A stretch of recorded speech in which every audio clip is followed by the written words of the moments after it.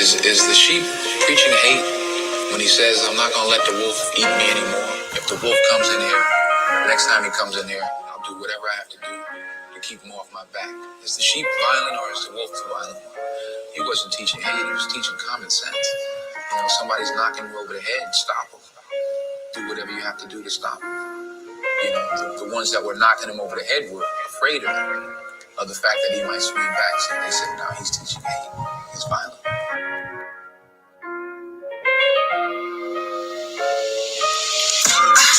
Black skin, white mask. Already know that life gets hard. And they say that we're used to the harshness. If it wasn't for the pain, I'd laugh.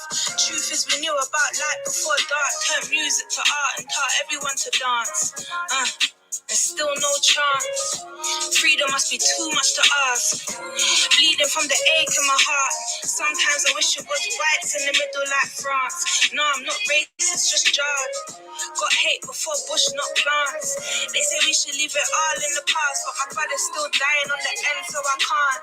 So if my attitude stinks, don't ask, cause a hashtag won't help you understand my stance for Camilla. This is real rowdy, head hot, cause the system won't let me. Tell me how I thrive in a place that don't cherish me. And they wonder why we all need therapy. Pre the energy, just another nigga to Penelope. And they don't get it how we bottom of the barrel and still drip sauce on the world, no recipe. Weight on my shoulders, all the pressures in life still tightly holding me. Pour libation for all of the fallen soldiers, but the pain still goes unspoken. They want us to stay broken, never gonna fall, fuck folding.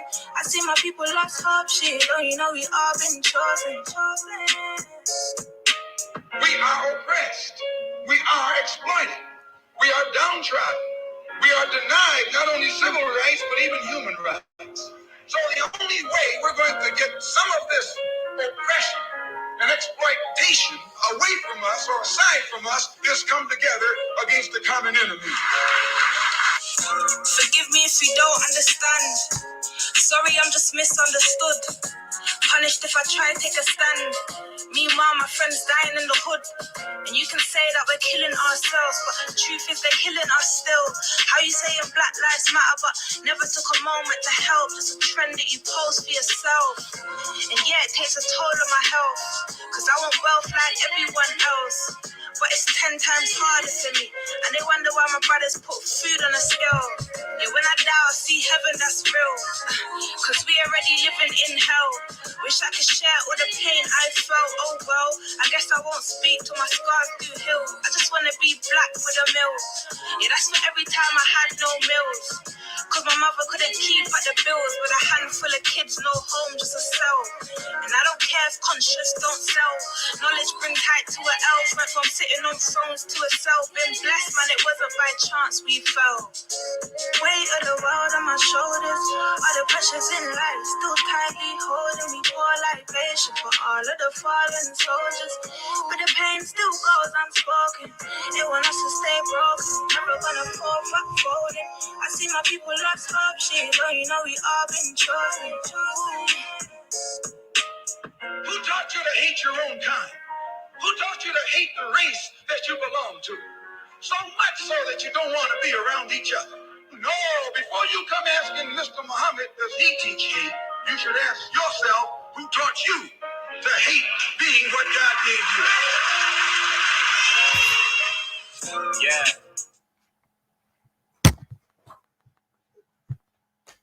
Blessed love, people, blessed love. That was baby Afua holding the phone for me and getting jarred because she wants to go and do something else while the tune plays on Spotify. I really got to get these things sorted out so we can integrate it into the live and like we used to with some of the other theme teams or the other theme team. Blessed love, my people. Good evening, good evening, good evening. I'm in my bright sunny mood because it's starting to come true. The way that she looked at me, Sister Sean, the way that she looked at me when it finally ended and she exited the room said it all. And yeah, she has to get out at this point anyway, because this is definitely not for under 18s. Yes, my brothers and sisters, blessed love, blessed love. I'm in a bright and sunny mood, man. Spring is here. The summer's coming. I know it's going to rain all next week, but there is still hope on the horizon. I was thinking, actually, I was looking back on the fact that my cousin's wife, who died last year on May the 3rd, so, may she rest in eternal peace in Jannah. She rests with the angels of Allah right now. But it's been a year, and I was looking back at some of the pictures, and we were in coats. It was cold this time last year, and it's kind of a bit better, I would say. So yeah, there's hope on the horizon. Can see her face in your mind, isn't it? That face little person, Miss Chin. So yes, my brothers and sisters, we are here. We're waiting actually for our first guest to join, because we're going to have 2 items tonight. We're going to revisit a lot of what we were talking about last week. We're going to revisit. Andy Morris is going to come back on as well, and we're going to kind of do a part 2, really. So yeah, that's going to happen in the second half, or maybe even the first half, if Brother Jay doesn't make a who doesn't turn up. Do you guys remember Brother Jay? Brother Jay has been a big supporter of the campaign before and after he came on the live. He was the first man, I believe. Yes, he was. He was the first ever man to tell his story on this platform. He was the first ever brother to do that. And there have been developments with his story. So he wanted to come on. Bless him. He's been waiting patiently for a couple of weeks, but there's been other stories that have superseded that in terms of its urgency. So he's supposed to come on this week. I spoke to him this afternoon. He said he was good to go. Let me just find out if he's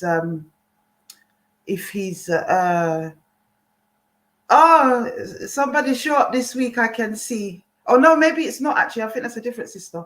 Brown Sugarful, you're a different sister, isn't it? I think. Yeah, I thought it was it. But anyway, let's deal with that later. Give me 2 minutes, brothers and sisters. I'm going to phone the brother and find out what's going on, because I can't see him backstage. Let's hope he's not falling asleep on the sofa. I know that's happened before. Give me 2 seconds.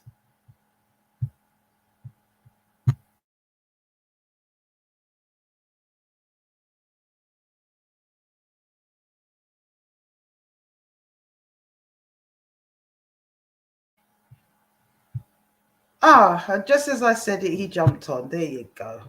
Blessed love, Brother Jay. Blessed love. Now you guys remember Jay. You can't forget the pretty face. You can't forget this lovely brother here. No way. You guys remember. Put up a 1 if you remember Jay and Jay's story, and him being the first brother really to give us the honor and to trust us enough to tell his story. Put up a 1 if you remember Brother Jay. Then we'll see who all the old timers are, Jay. We'll see who, because it was a while ago, wasn't it? It was a while ago. Yeah, it was a while ago. Yeah. Moderators don't count, Keeks. Or Sean. There we go. Yeah, we got a lot of people in the room, my brother, so we're not going to have to re-explain too much. There's a lot of people that you understand. Yeah. So tell us what's happened since then. Give us a quick recap, because there are some people that won't have heard your story. It is a good few lives back now. How long ago was it? Do you remember exactly? I can't remember exactly. It feels like it's over a year? 6 months plus. Is it not over a year, or is it coming up to a year? Yeah, most will be coming up to a year. I think it's coming up to a year. Right. Yeah, I would say it's coming up to a year. So a good while ago, and a lot of has passed. A-Star Oz, hey, my sister. A lot has passed since then, hasn't it? And you've changed. Yeah, a lot. I have, actually. Yeah, Tell constant us about change. that, Jay. Tell us about that. About the change. Where do I start? I think take us from just before the live, where you were at, mind state, everything, what was going on. Yeah. And take us to where you are now. Okay. And take us through them. Okay, so I think that just before the live, I knew that I needed to speak. I'd been following the platform for a while, and whilst listening, I think that over the months, the more time I took to listen, is the more I felt like, actually, maybe I do want to speak about this, which was never a thought of mine. And yeah, I decided I'm going to do it in a way that's comfortable to me, which was obviously not showing my face, etc., etc. And since then, I feel like I've done a lot more healing, a lot more, things have come up um, about my experience, about what I experienced, etc., etc. Um, and I feel like now what I want to do is I want to just be open about it. I want to be honest. And I feel like I kind of need to give myself a voice because, that's one of the things that have been stifled up until this moment is my ability to communicate what is happening and what's going on for me. Um, so long story short, for those who aren't aware, I spoke, I guess, about my experience of childhood sexual abuse. Um, um, that encountered it was encountered by two of my cousins, two different cousins. Um, one occasion was once, well, the occasion that I remember, because also I'm aware that actually more memories may start to resurface as they have since the time of me disclosing. So yeah, with one cousin it happened on one occasion, and with the other cousin it kind of spanned a good 4 or 5 years of my life. Um, yeah. And then I guess I got to a point where I'm like, oh, okay, this is not what everyone's doing. Do you know what I mean? This is not what everyone's doing. And added to that, now I'm questioning like who I am, what I like, um, and what I'm attracted to because now I'm in a space where I'm realizing, do you know what I mean? Like this is not what everyone's doing. This is not a normal thing. This is not a game that everyone is playing. So yeah, so I did that. I spoke out. Um, and yeah, I'm back with some newfound revelations. Um, the healing journey or the wellness journey has been extremely tumultuous, difficult, also amazing as well. I'm not going to say that it's all negative. It's definitely not all negative. Um, but, the dark moments have been definitely dark. Do you know what I mean? Um, but thankfully, I think that because I'm choosing to go on my wellness journey, it's given me insights, it's given me understandings. I'm meeting people that are more aligned with who I am at this moment in time, which is amazing. I'm meeting a lot of great people who actually love and like me holistically, which is amazing and really good for me. And also very beneficial for where I am at this moment in time in terms of my journey. Um, so yeah. And you're here with your camera on this occasion. That's a massive step. Yeah. That's Yeah, the huge. That's anxiety. huge. Yeah. No, that's huge. It's significant. It really speaks Yeah. volumes, doesn't it? Yeah. It literally does. It speaks about the process that I've been in. This is real time. It's not I've spent, a whole well, I mean, I have spent up until this point, knowingly or unknowingly healing. But this is real time. This is what's going on for me now at this moment, at this time. This is everything that I've learned up until this moment. So yeah. Mm. Yeah. But you're doing good. You're in a good place, I do believe. Thank you, my love. I Hmm. receive that. I receive it. I Um, receive it. Oh, bro, why do you feel the need to come back on and tell us what's happening now? oh, perfect. Okay, so I did write a little something. This is the only thing I wrote because I want to speak for the heart. I don't want to rehearse this in my mind. But what I wrote is my intention um for this moment for me speaking is to speak my truth. That's the most focal point of me speaking. The reason I'm doing this is to heal and hopefully, not hopefully, actually, it is to heal and close the chapter of pain, trauma, and sadness experienced in my childhood. Um, sorry, can't Hmm. read my own writing. Embarrassing.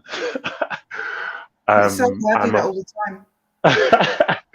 I'm aware speaking on my experiences has the potential to support males within my community too, because I'm aware that a lot of people have these experiences and are not able to talk about Mm. them. So yes, it's also to do that and hopefully inspire someone or people or my community to actually decide to go on the wellness journey because I feel like our community needs it. Mm. Um, it's not easy at all, um, but our community definitely needs it. Do you know what I mean? And we're so underrepresented in that sector, both as practitioners and as clients that are receiving the service, aren't we? We're so 100%, underrepresented. Yeah. We do need to 100%. develop our own systems, and they are out there, as few as they may be by comparison. They are out there. It's just that a lot of people associate that with the sort of, the kind of Afrocentric knowing community, and it's all a bit kind of, Mm, African spirituality, and they stay away from it. But yeah. it is there. It is Yeah, there. it is there. It is there. It is Yeah. there. So tell us you said there were new revelations, bruv. Um, Yeah. and I think Um, it's important before you begin. I think it's important to point out, what you said there was really, really important because healing is not a magic pill. Coming on here, telling your story, and then you go off into the sunset and sing Kumbaya. It isn't. Actually, you face many demons after the bump is squeezed, right? And you've agreed. just described that quite nicely. So Yeah, you go through agreed. these cycles, and actually, like you mentioned, things are remembered and stuff starts resurfacing once you open up that floodgate. That's really 100%. important for people to understand. So that process of needing to shed yourself of this can come in sections, for want Yeah, of a better yeah. term. You That's know, exactly it. That's exactly it. That's how yeah, I there's feel. always an That's my interlude experience. between each awakening. Let's call it Yeah, that. There's always an interlude. exactly. So people need to understand that, like when they say it's a little bit like how they misunderstand the fact that you might take years to speak out. What they don't understand is once you have spoken out, there may be more to come, right? Yeah, exactly. And I think Exactly that's where that. we're at now, isn't it? Exactly that. Exactly that. So Mm. whew, okay. Okay. So in the time that I have not, since the time I was last on the platform, I decided I was really going to deep dive into my healing, learn different modalities whereby I can, support myself in terms of energy, in just terms of daily, things that I need to get done. So I really dived into that. I dived into just, learning a bit more about me spiritually also, but just in general, just learning a bit more about myself, actually. Mm. Um, And during that time period, I went on a few different courses. I'm not really going to specify what those courses are because I don't think that's the relevant part. But I went on a few healing modality courses. And I guess during that time that I went on those courses, I kept getting insight. And also people kept confirming that there is something going on with my inner child. Um, um, yeah. So that kept getting brought up. Mm. I already was aware of that, but I knew. Sorry, we got some feedback. I mean, it's my bad. Okay. I didn't think it would do that. Um, I forgot where I was. Okay, Hold we're on. good now. So you said that you were Um, getting insights. yeah, so I was getting insights that something has happened, something is going on, there's something that I need to address in terms of my inner child. Um, I kind of was aware of this, and I was extremely reluctant to go down that journey, um, because I guess a part of me knew that something was going to be revealed, or I had an Mm. inkling that something was going to be revealed. Mm. I was, you would assume that it wouldn't be something positive. So for a while, I really was like, oh, okay, I don't want to know, I don't want to know, I don't want to know. And you know, I kept on getting like different insights, different hints. So, for example, in one session, I did an exercise whereby you know you develop a relationship with the inner child, um, etc. And a kind of I got this kind of image that was showing through, which was me having fun, and then it moved on to being in a kitchen. I was really young, 4, 5, 6. Um, I had red dungarees on. I don't know why that's relevant, but I had red It's not dungarees on. unusual for victims of early childhood trauma to remember details like that, colours, Yeah, items of clothing. You know, that yeah. it's something that your brain zones down into, which Hmm. becomes important. But we can talk about, you know, we could Yeah, unpick that all night, that one. But yeah, go ahead. yeah, yeah. So I saw that image, and I saw the image of my dad pop up, and he was taking me outside, Mm, um, or taking me out of the kitchen. Now, I didn't see anything sinister in that moment, in that image, but the energy, the vibe, and the sensation that I got from it, I was instantly angered. Um, Instantly angered, instantly triggered. Bearing in mind, I'm in a group session with loads of other people, and now I'm like in the moment of extreme trigger, and I'm like, oh my gosh. Um, but yeah, I just felt this sense of anger, and I was like, okay, something is there, something is there.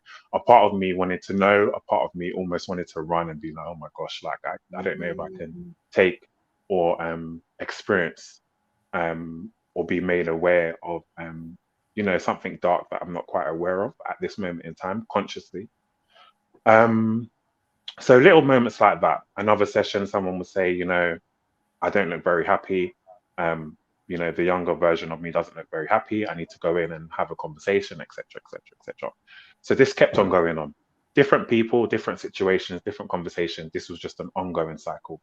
So I knew that it was coming. It would just, you know, I knew that it was going to be revealed what it is that has happened or what it is that has gone mm, on. So through my own intuition, through being supported with different mentors, etc., etc. I'm listening to you, bro. Yep, it's come about Hmm. um, that one of my repressed traumas is being molested by my dad. Um,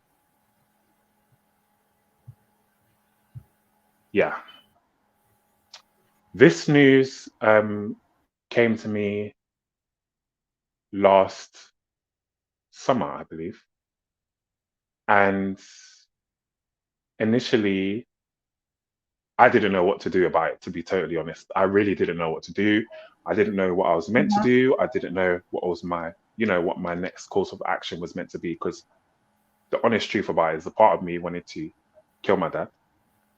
Obviously, I'm not a Naturally, killer, I'm not going naturally. to, but Yeah. that's what I wanted to do. Um,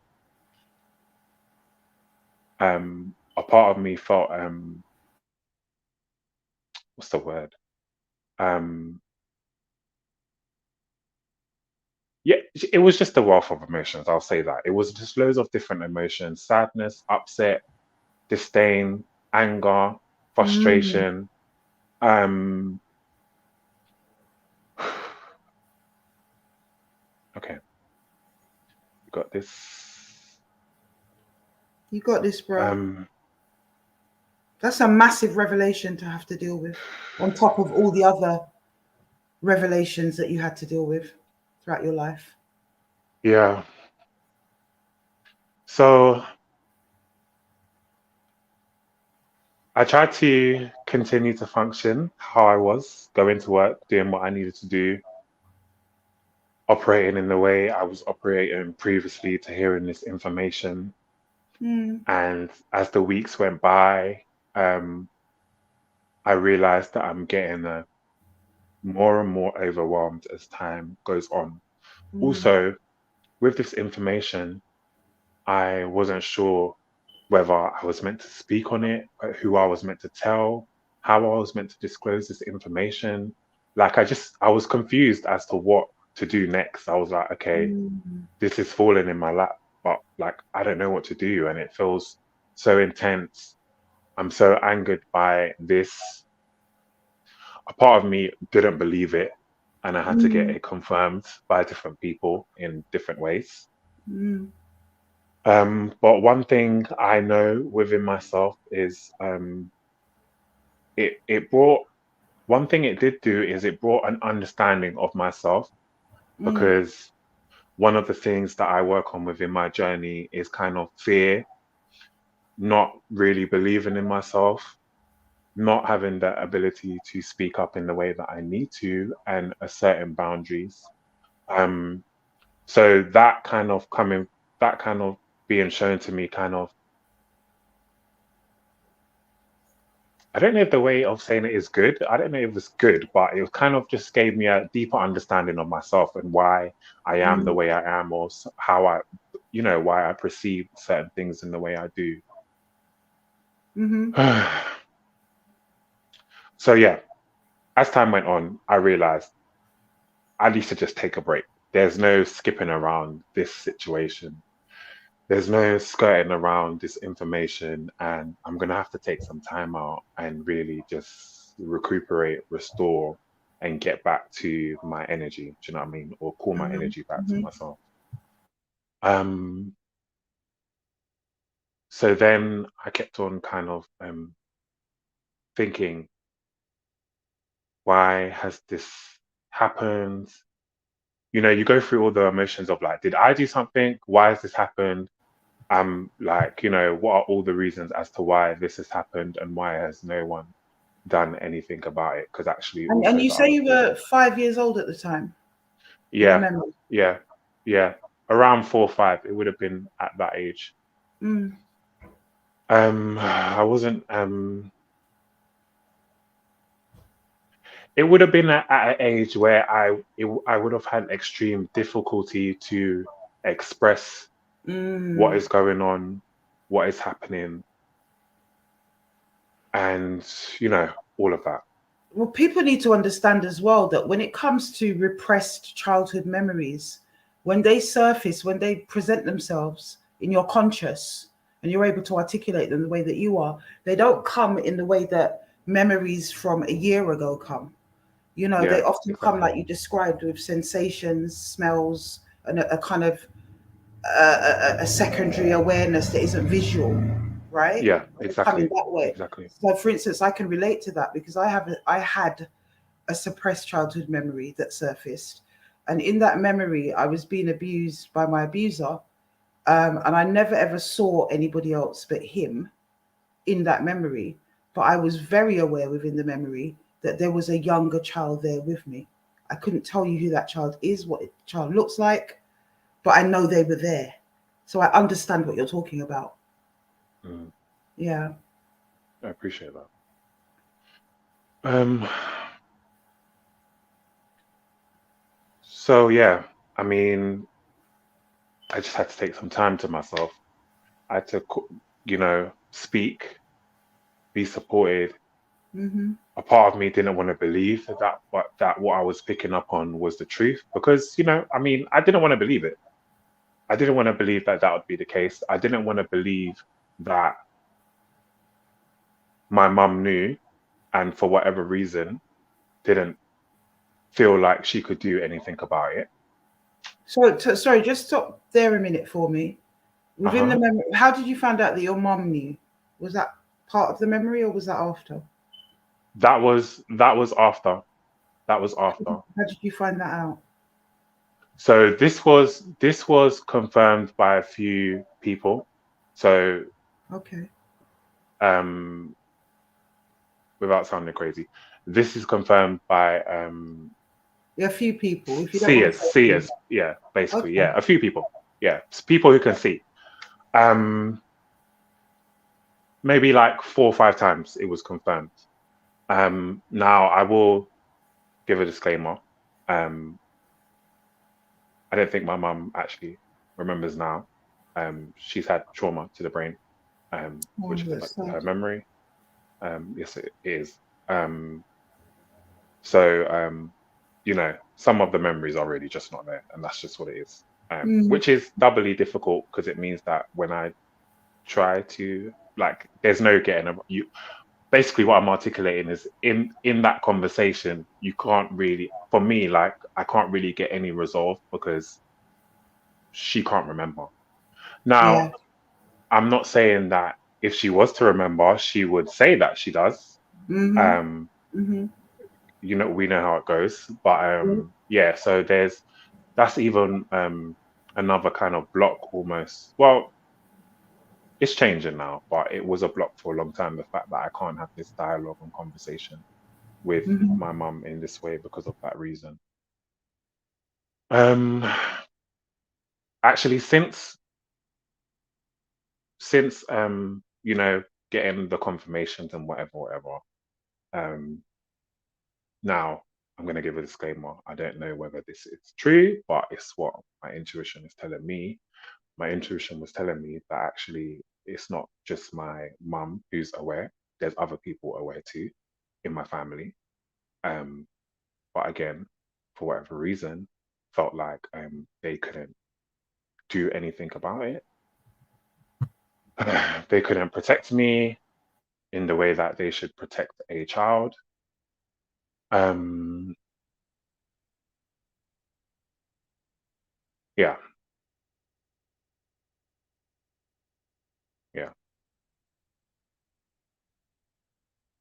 Um,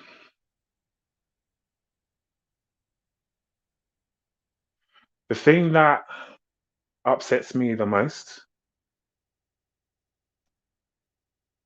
about the situation is that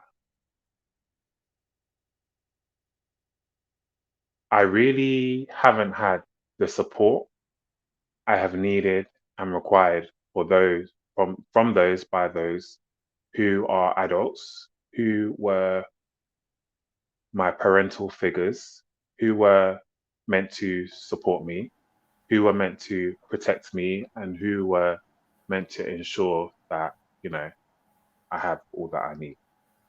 Um, Classic elders syndrome. I'm going to start calling it elders syndrome. yeah, It's yeah. ridiculous. And my mind is saying like paying for food is not catering to someone's needs Mhm. because that's a basic need. So unless you want your anyway, I'm not going to go too far with that, but that's a basic need. Um, that is not all of what a child needs when when they're little or throughout their life. That's not the basis. If you provide food, that doesn't mean you've done your job as a parent. So let's just make that clear. It does to a lot Um, of African and Caribbean parents, my brother. yeah, That's what it exactly, is. exactly. Exactly. Exactly that. Exactly that. But it's a fallacy. It's not true. Um, so I don't even know where to go from here, to be fair. Take your time, bro.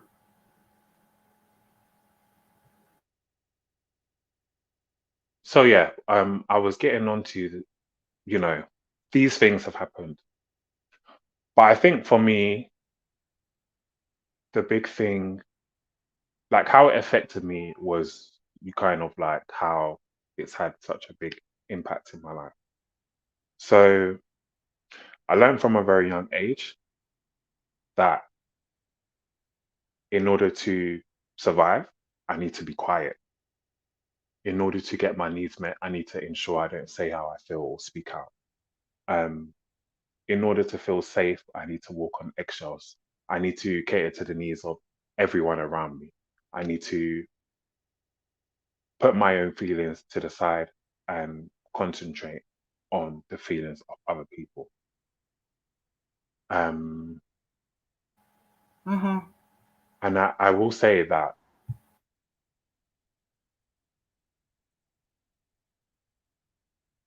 number one, I okay, I don't know if I want to go there. Briefly, I don't know how there could be an attraction to a 4 or 5-year-old. In my mind, it don't make sense.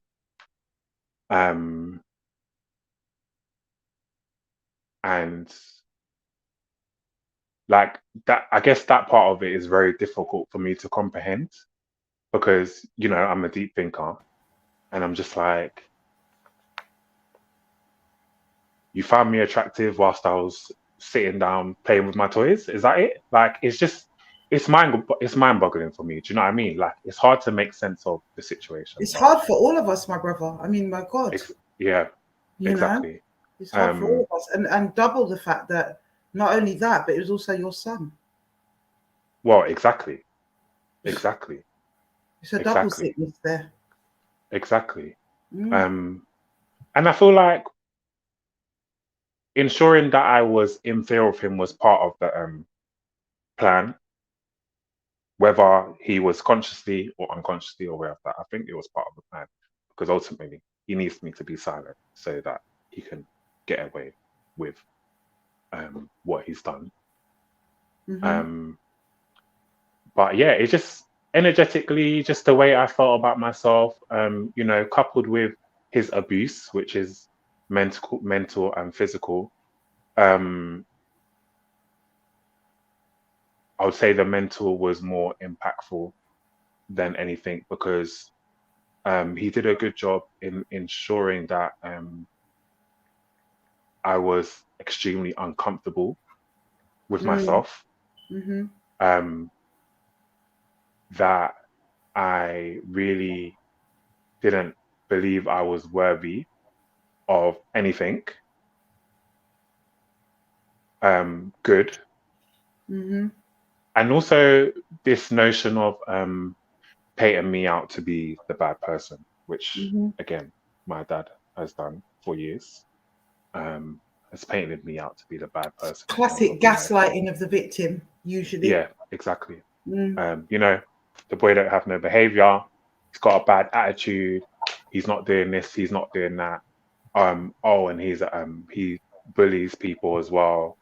Um, I will say that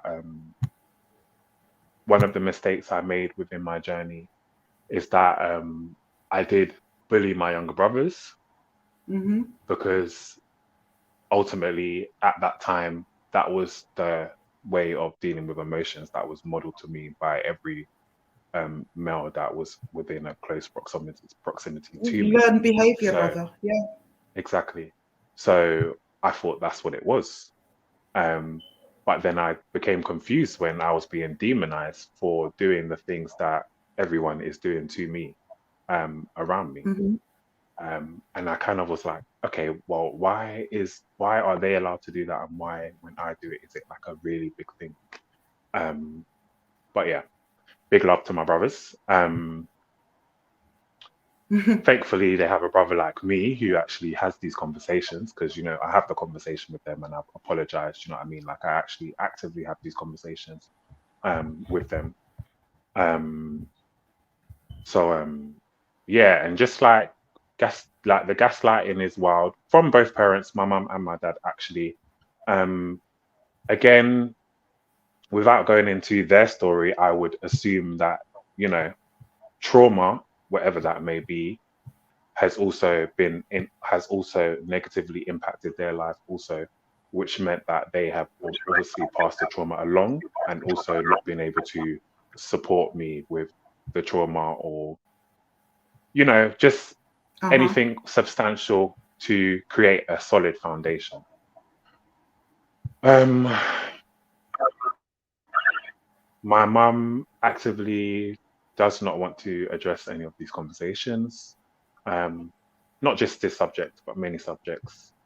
um I learned I learned through her that emotions is something that you bury, and you don't speak about it. But as someone who feels it just wasn't working for me. Yeah. I couldn't act. Do you know what I mean? It got to a certain point where I couldn't act. Like I couldn't sit across the room from people who have done wrong by me, whether it's sexual, physical, or emotional, and Mm-hmm. smile and act happy like it's Mm-hmm. normal, like it's okay.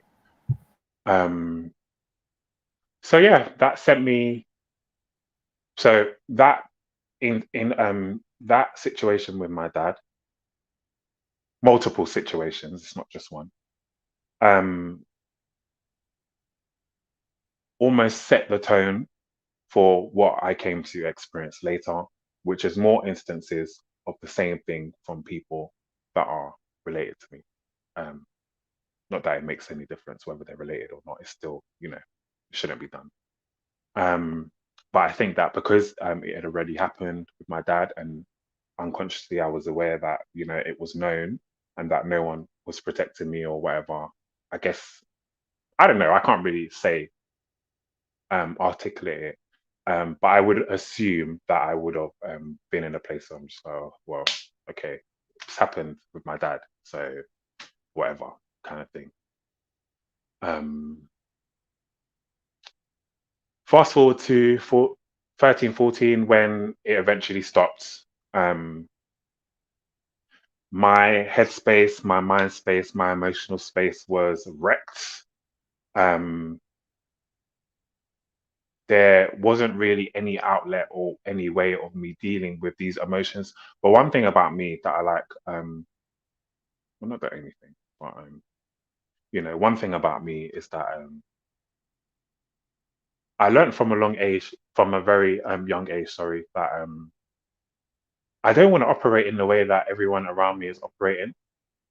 So I begin to seek out certain things, certain therapies, whether I went there and spoke about this or I spoke about every single thing except this. I still forced myself to be in these spaces because I knew that I wanted some sort of healing, or that I wanted a change, or I wanted to feel better within myself. Because ultimately, I literally was walking around feeling like I was shit and I really wasn't worth anything, which is why I allowed so many people who came after to do heinous things to me, to my body, um, without asserting myself. Because actually, I wasn't really taught any sort of assertiveness in my childhood, so I allowed people to do whatever. The very moments of me sticking up for myself, this directed at my dad, my mum would be there shouting me down, even when I was in the right. She would be there shouting me down. So it's almost like, in a way, she almost took my voice. Um, and I just was like, okay, well, there's no point fighting. I'm just gonna take it. Um, it sent me down a road of being hypersexualized, seeking sexual encounters with strangers. Hmm. At 14, putting myself at risk, leaving London to go and meet people, um, just putting myself in really scary situations that, you know, I may not have been able to come back from. Um, on one occasion, I was set up, mistaken identity, and the people I went to meet up with robbed me and were threatening to stab me. Whether they was or they wasn't, they were threatening to stab me. Um, Thankfully, for whatever reason, in this corridor that it happened, as I was rushing to get to the door, there was a mirror on the left side. So this is a very narrow corridor up until the door. There was a mirror on the left side, and for whatever reason, in that mirror, I saw when the guy reached into his pocket, I saw um, the reflection of the knife, and I was like, oh, okay. Um, Time to jet at that point, I think. yeah. Is that how you got out of it? You had to run. Nah, I just had to back up. Yeah. Basically, in that moment, I just backed up. I was like, one thing about me, like, I kind of just felt like I'm not about to have a fight with someone with a knife. Like, nah. In that moment, at that time, I was thinking in my mind, I need to make it out alive. Whether they're just doing it to threaten me, scare me, whatever, whatever. In that moment, I was scared, and I was like, I'm not about to be stabbed in this crusty room. So You had an whatever angel of happened, you, brother. I would like to think so. So I got out alive and made it back. On the way, I did stop, try and get help from people, but being a tall black male, often people think that you're a thug, you're A very tall black male, might I add. they think you're a thug, you're a stealer, you just don't have good intentions. So I'm in a moment of like explaining, not everything, but what's happening, Do you know like what? what Even makes though sense. you've got that height, brother, we first met you after you'd come on the platform and told your story the first time.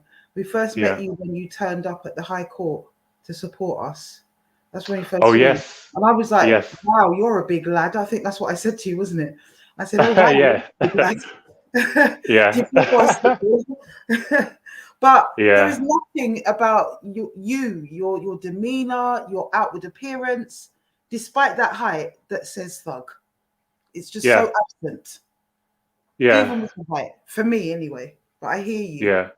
I hear you, Hmm. especially for certain powers that be. Yeah, you're definitely a threat because of your Yeah. height. Um, so yeah, it just sent me down a crazy path. Obviously, I didn't know what my sexuality was. Mm, That was also a big thing and is a big thing within my life because mm-hmm, actually I've always been attracted to females. mm-hmm. Um, but for whatever reason, during this time in high school, I got into my mind that girls don't like me. So whatever. I'm gonna stick to what I know. Basically, I remember like how I was feeling about it. And And that was it's my so mindset. interesting that you articulate that because I have this conversation a lot with our gay brothers and sisters, you know. Yeah. Hmm. And I can bet my bottom dollar from my experience professionally, personally, whatever, of people, black gay people. I speak for our Hmm. own. Hmm. That story, your story, Jay, is always you scratch the surface and there it is. But not Yeah. all of them will admit or articulate that or that process. Do you understand what sparked their sexuality? Because I do believe that is a factor, but it's a 100%. massive, massive debate, isn't it? But I really love the way that you are able to kind of pinpoint, identify that, you understand, and the reasons behind Yeah. why it is that you chose to express sexuality in the way that you did and how that's connected Yeah. to your Yeah. abuse. Uh-huh. I would say also that another thought was that I'm feminine because I'm a feminine male. Like I guess I'm very masculine and very feminine at the same time.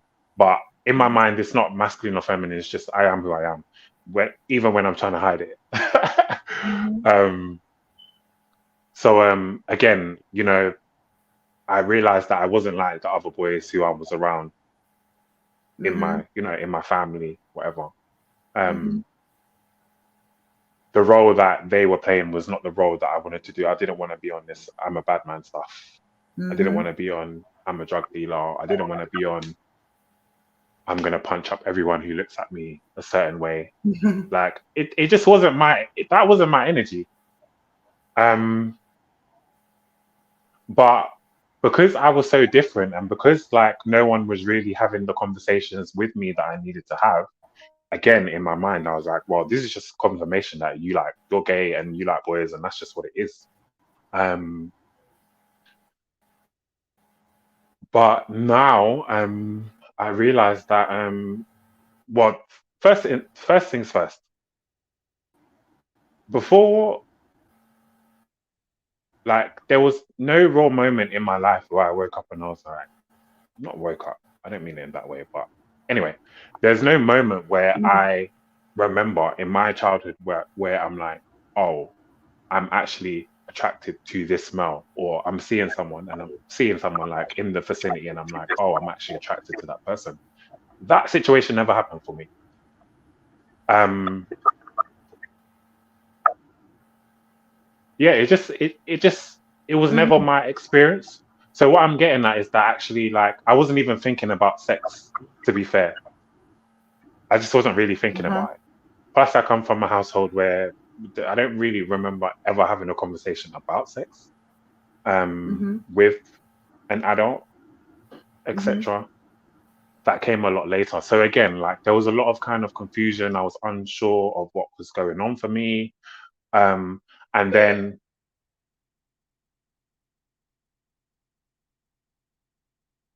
I don't know why someone's at my door. But okay. Um, yeah, so oh, I came out of my where I was now. Um, so yeah, then I decided, okay, I'm gay, whatever. If I'm gay, I'm just gonna be gay, and who doesn't like it, I'm not gonna like it. Sorry, one second. Afua, my bad. Take your Can you hear time, me? bro. Hello? Who's that? Oh, come. One sec. One sec.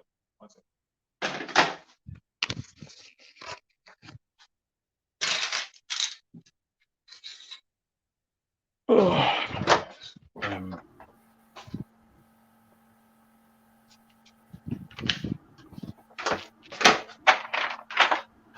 sorry, people. Wasn't That's okay, expecting. bro. Take your time.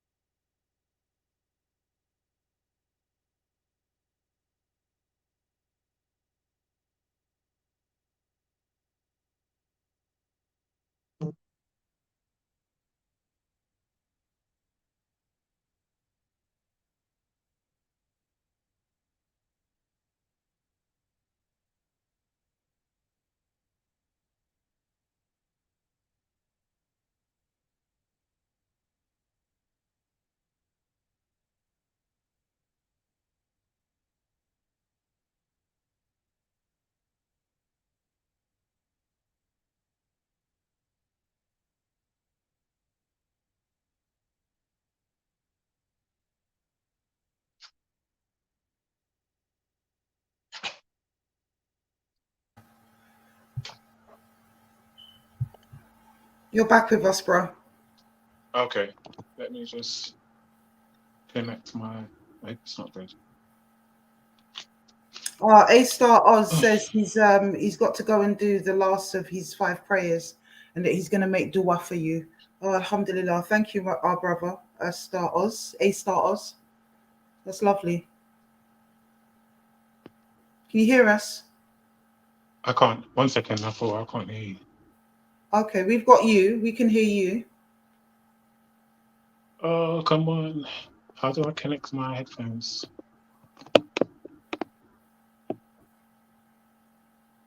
I'm sorry, people.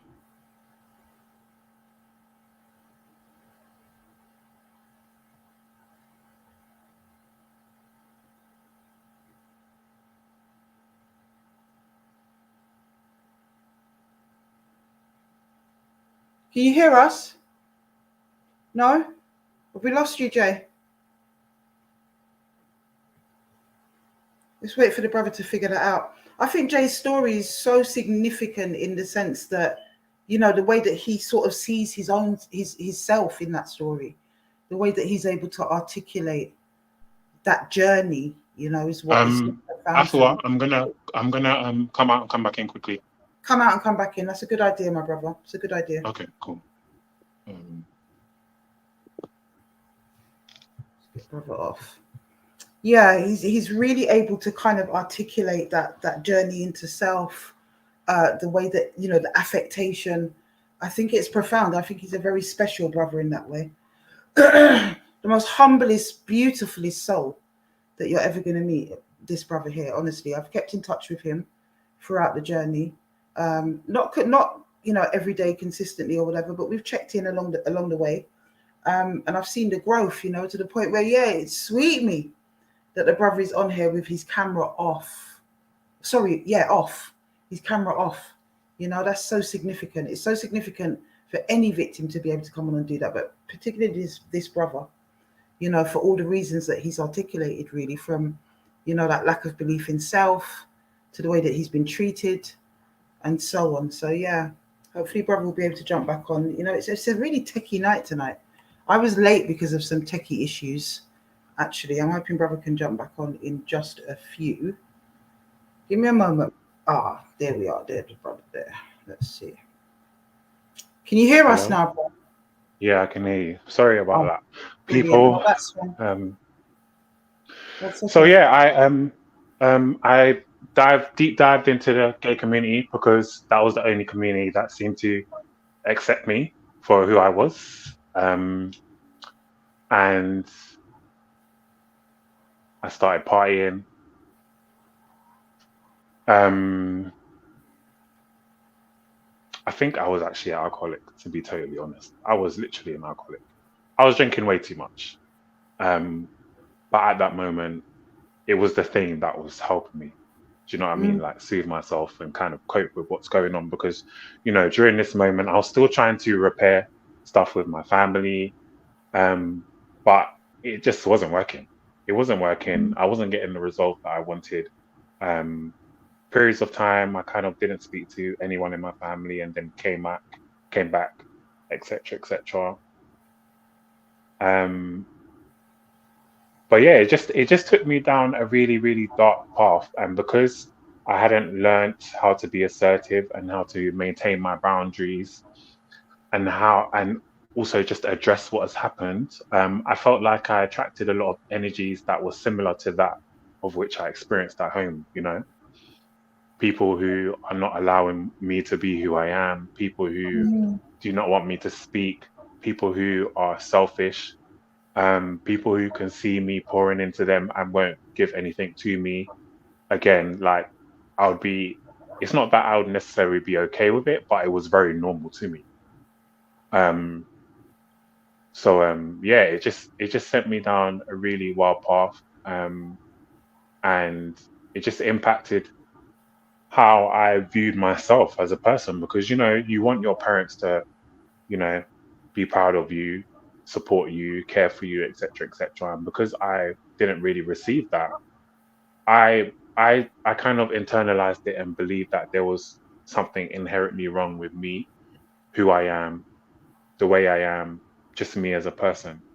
Um, and you know, it took and it has taken because I'm still on the journey. It's taken a long time to really start to see the positive qualities within myself. Because mm, one thing about me and the family I grew up in, um, I learned how to act at a very young age.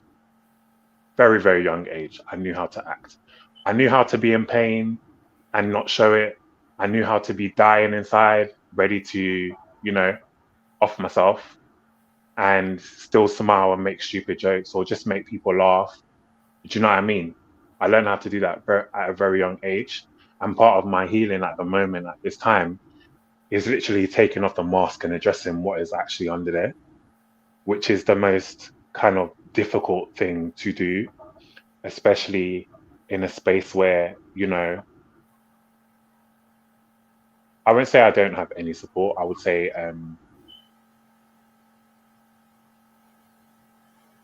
maybe I don't have as much support as, you know, people would want in that situation. I'll say that.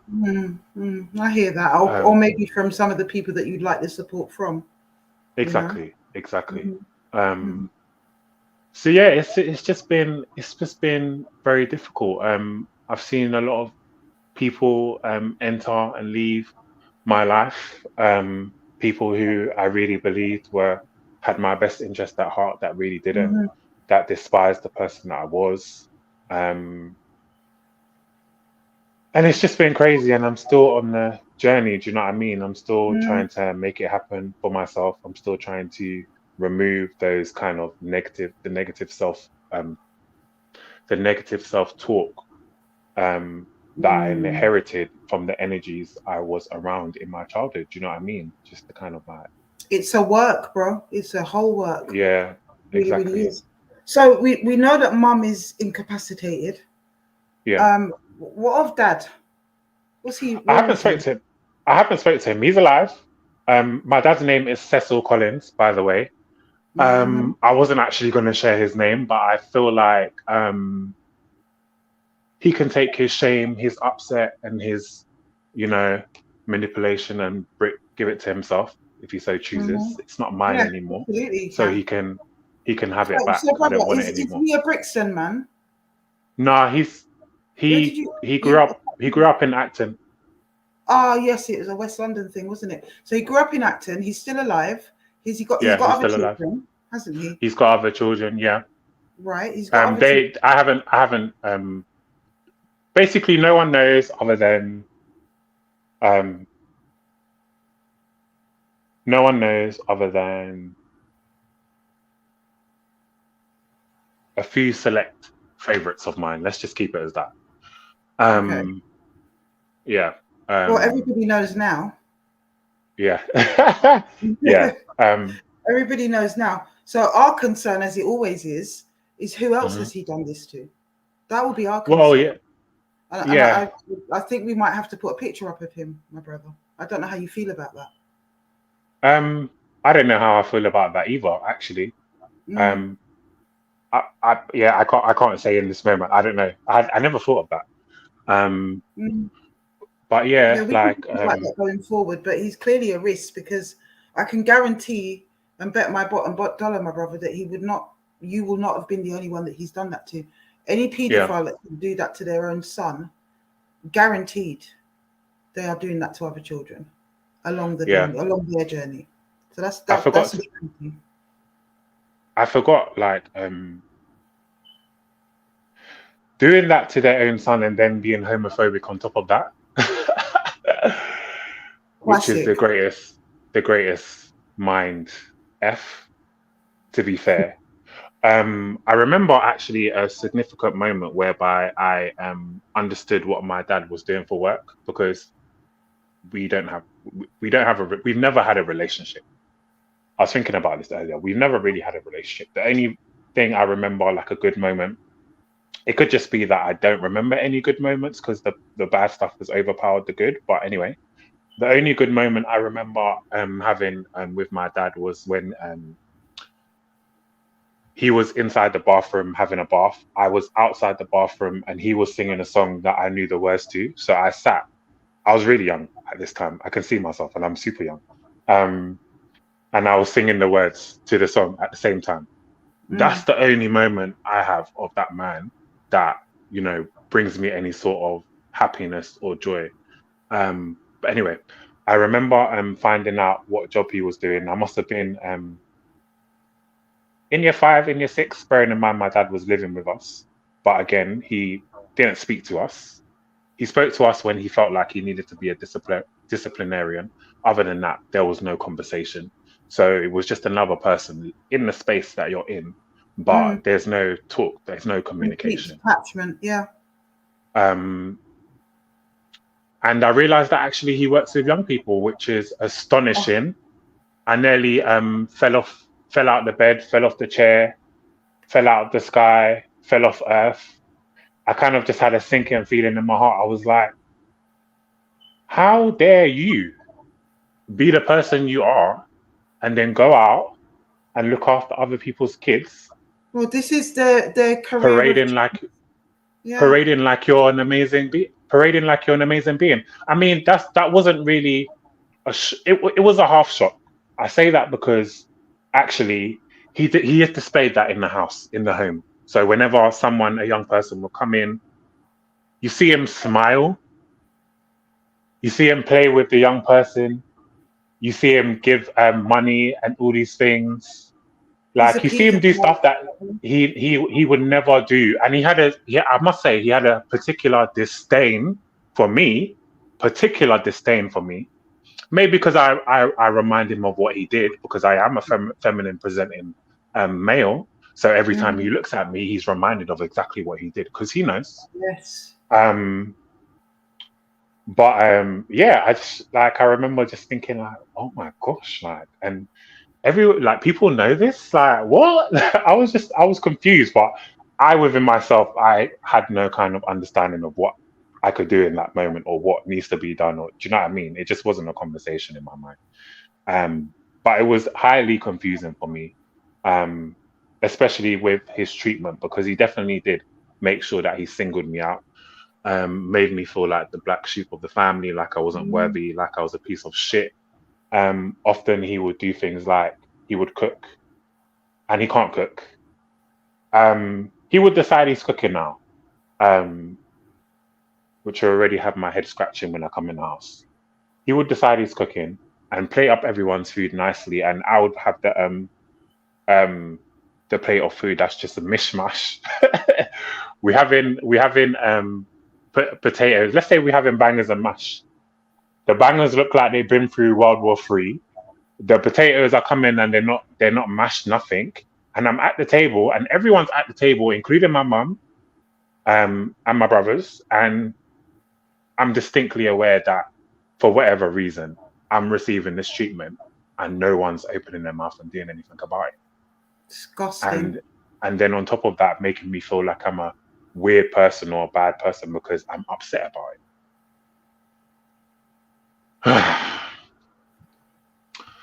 Yeah, People don't understand the psychological torture and how abusive that is, how much that can rob a exactly, child of their self-esteem and their exactly, their worthiness, their self-worth. exactly. And I mean, this place that I'm in is literally.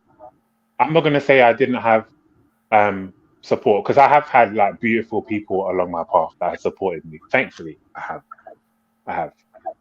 Um, but I mean, in terms of the day ins, the day outs, the getting up, waking up, having insomnia for years.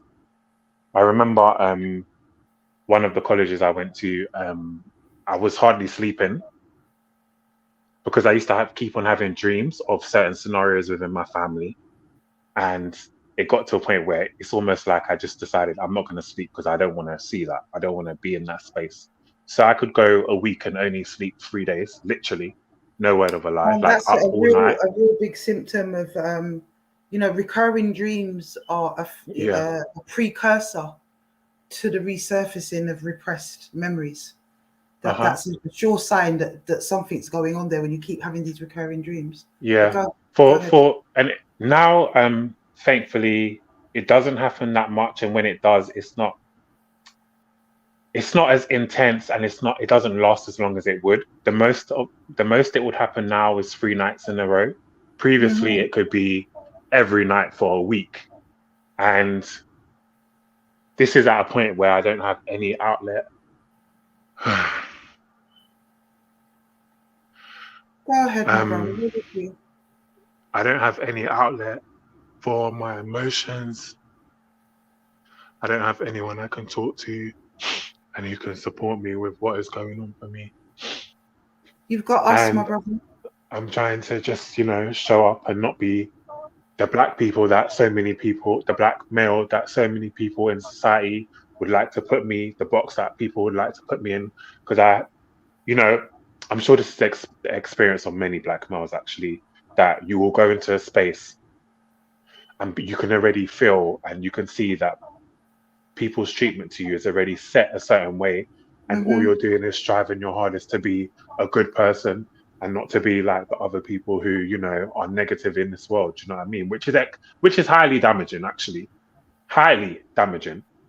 Um, when you're striving to be one of the good ones, and just be in a position where, like, I don't know, like I just didn't have any mechanism or way of addressing what was going on. I knew I was angry. I did address people in one of my perpetrators, actually, which was a good triumphant moment for me. But actually, I realized that it didn't change anything. In my mind, I had hoped. Sorry, go ahead, brother. So yeah, I said that I addressed one of my perpetrators, one of the cousins, the one I was scared of, not anymore, but I was. But I did address him and found out actually some more information. But again, like in my mind, I felt like that was the moment where I would kind of get my life back and I'd feel better within myself and my life would be changed. And I don't know, like I would just be flying in the sun and not have a worry. But It's the actually, beginning of the work. The exactly. beginning of the And work. actually, And that was denied, wasn't it, when you confronted the cousin? Was it denied? um, it wasn't that it was denied. It was kind of like, oh, I don't remember, Ah, yeah. kind of thing, which is not a no. So, do you know what I mean? Um, I was going to say that Zadie Square, it's a lovely comment. It says, "You're so special for sharing this. I can identify. I was also made to face the wall at meal times. I can relate. I can relate. You are so strong." thank you. Thank I you for that, appreciate that. Zadie It's Square. received. Um, so yeah, I really felt like it was going to be my moment. Also, the energy surrounding it from, those people who are older than me, who are in close connection to me. Hmm. Um, my mum and my auntie almost putting up a barrier to me kind of addressing that situation, making me feel bad for wanting to address the situation. I remember my auntie giving me the like, so me and my auntie have generally had, not of late, but we had a very good relationship, a very, very good relationship. Actually, she's the person I used to run to when stuff was going on at home. Um, I appreciate the message. She's the one I used to run to whilst this stuff was going on at home. There was one moment where I ran to her house with no shoes on. I'm laughing, but it's not funny at all. Actually, I ran from Greenford. Don't know if I should have said that, but I ran. I wanted to just specify. Um, anyway, The let's distance, step yeah. away from the areas. I ran from, let's say, Well, you've already said Greenford now, and I know where that is. So give us an idea. Yes. yeah, yeah. I might as well just say I ran from Greenford to Norfolk with Wow. no shoes, simply in a panic. My dad, I don't know what happened, but my dad was ready to come for me. I was by the door. I ran. I didn't have no time to pick up my shoes, and I ran all the way to Norfolk. By the time I got to where I was getting to, there was blisters on my foot. My feet were bleeding. Um, my mum had to come and bring me shoes. But all throughout this, it's like no one's doing anything. Like no one's doing anything. No one's confronting what is happening in this situation. Do you know what I mean? Mm. Um, excuse me if some of the stuff like it's out of timeline because yeah, like, my mind is everywhere at That's how it once. goes, bro. Hmm. But there was also moments where the social workers came to my mum's house because one of my uncles has disclosed to my school that my dad was doing whatever he's doing, being abusive, whatever. Ah, all right. So Physically, physically abusive. Yes, yes, at yeah, that time. physically abusive. That warranted social workers to come to my mum's house. Um, and basically, what had happened is my dad had what's the word? I can't think of the word, but my dad had had a conversation with my younger brothers to ensure that they Oh, speak you on the coerce fact them. that that's the word, coerce them, Coerce them. to speak Yeah. on the fact that I was a bully and that's what they should tell the people. Um, my mum, obviously they spoke to us separately, but I was never going to disclose in that moment sexual stuff. Like, I was never going to do that. And in that moment, it wasn't even in my awareness of my dad. Um, I just was more so aware of the physical and emotional abuse. But basically, he coerced everyone in the house to be like, Jordan is the correct. Um, well, yeah, my name is Jordan. Jordan is the crazy one. He's the bully, and Hmm. basically, do you know what I mean? And I realized a good 2 years after, because I always thought to myself, but why did they not do anything? Why did they not do anything? actually found a way to get the records from the council. Oh wow, Um, brilliant. yeah. And it says, not in detail what everyone says, but if you read between the lines, it actually says, and I was able to make out that, they basically just wanted to kind of hush it down, Mm. make it out that I'm the crazy one, and that I've just taken things further than I should. Um, there was a teacher in my school that always used to ask how I was, um, but I always remember that the way he did it was whilst I was like in and amongst my friends. Mm. Um, and I always remember feeling like like I'm not saying nothing when I'm around my friends. Do you know what I mean? It's not the I'm most still trying effective way to do it, to intervene, is it really?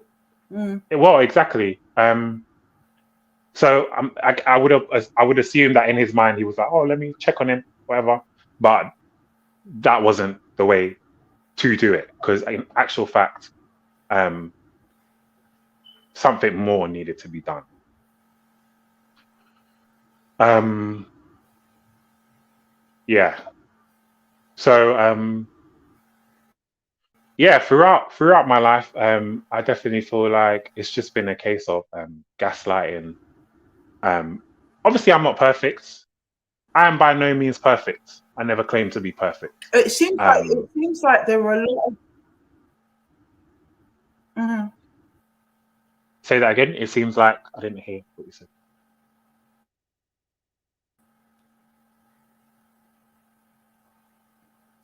I was going to Huh. say that it seems like there were a lot of red flags and missed opportunities in your case. Like there are a lot of professionals that actually could have stepped in and seen some of the Yeah. warning signs aside from the physical. Uh-huh. Uh-huh. And also, I think my one of my family members actually just went to the school twice, actually. I can't remember, but from what I'm from what I do remember, I think that actually a family member went to my school twice, the same person. Wow. Wow. Pity, But yeah, brother. for whatever reason, I was in the house, whatever, whatever. Was you gonna ask me a question?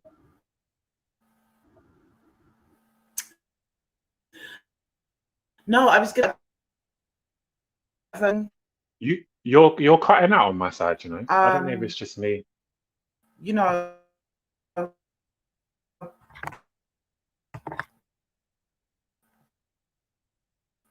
there's no issue.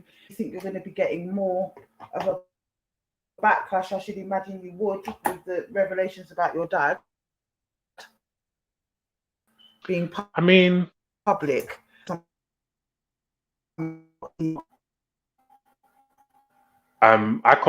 you're breaking up. So, but I heard what you last said was that you foresee that I may have some backlash Hold, because of hold. disclosing my dad.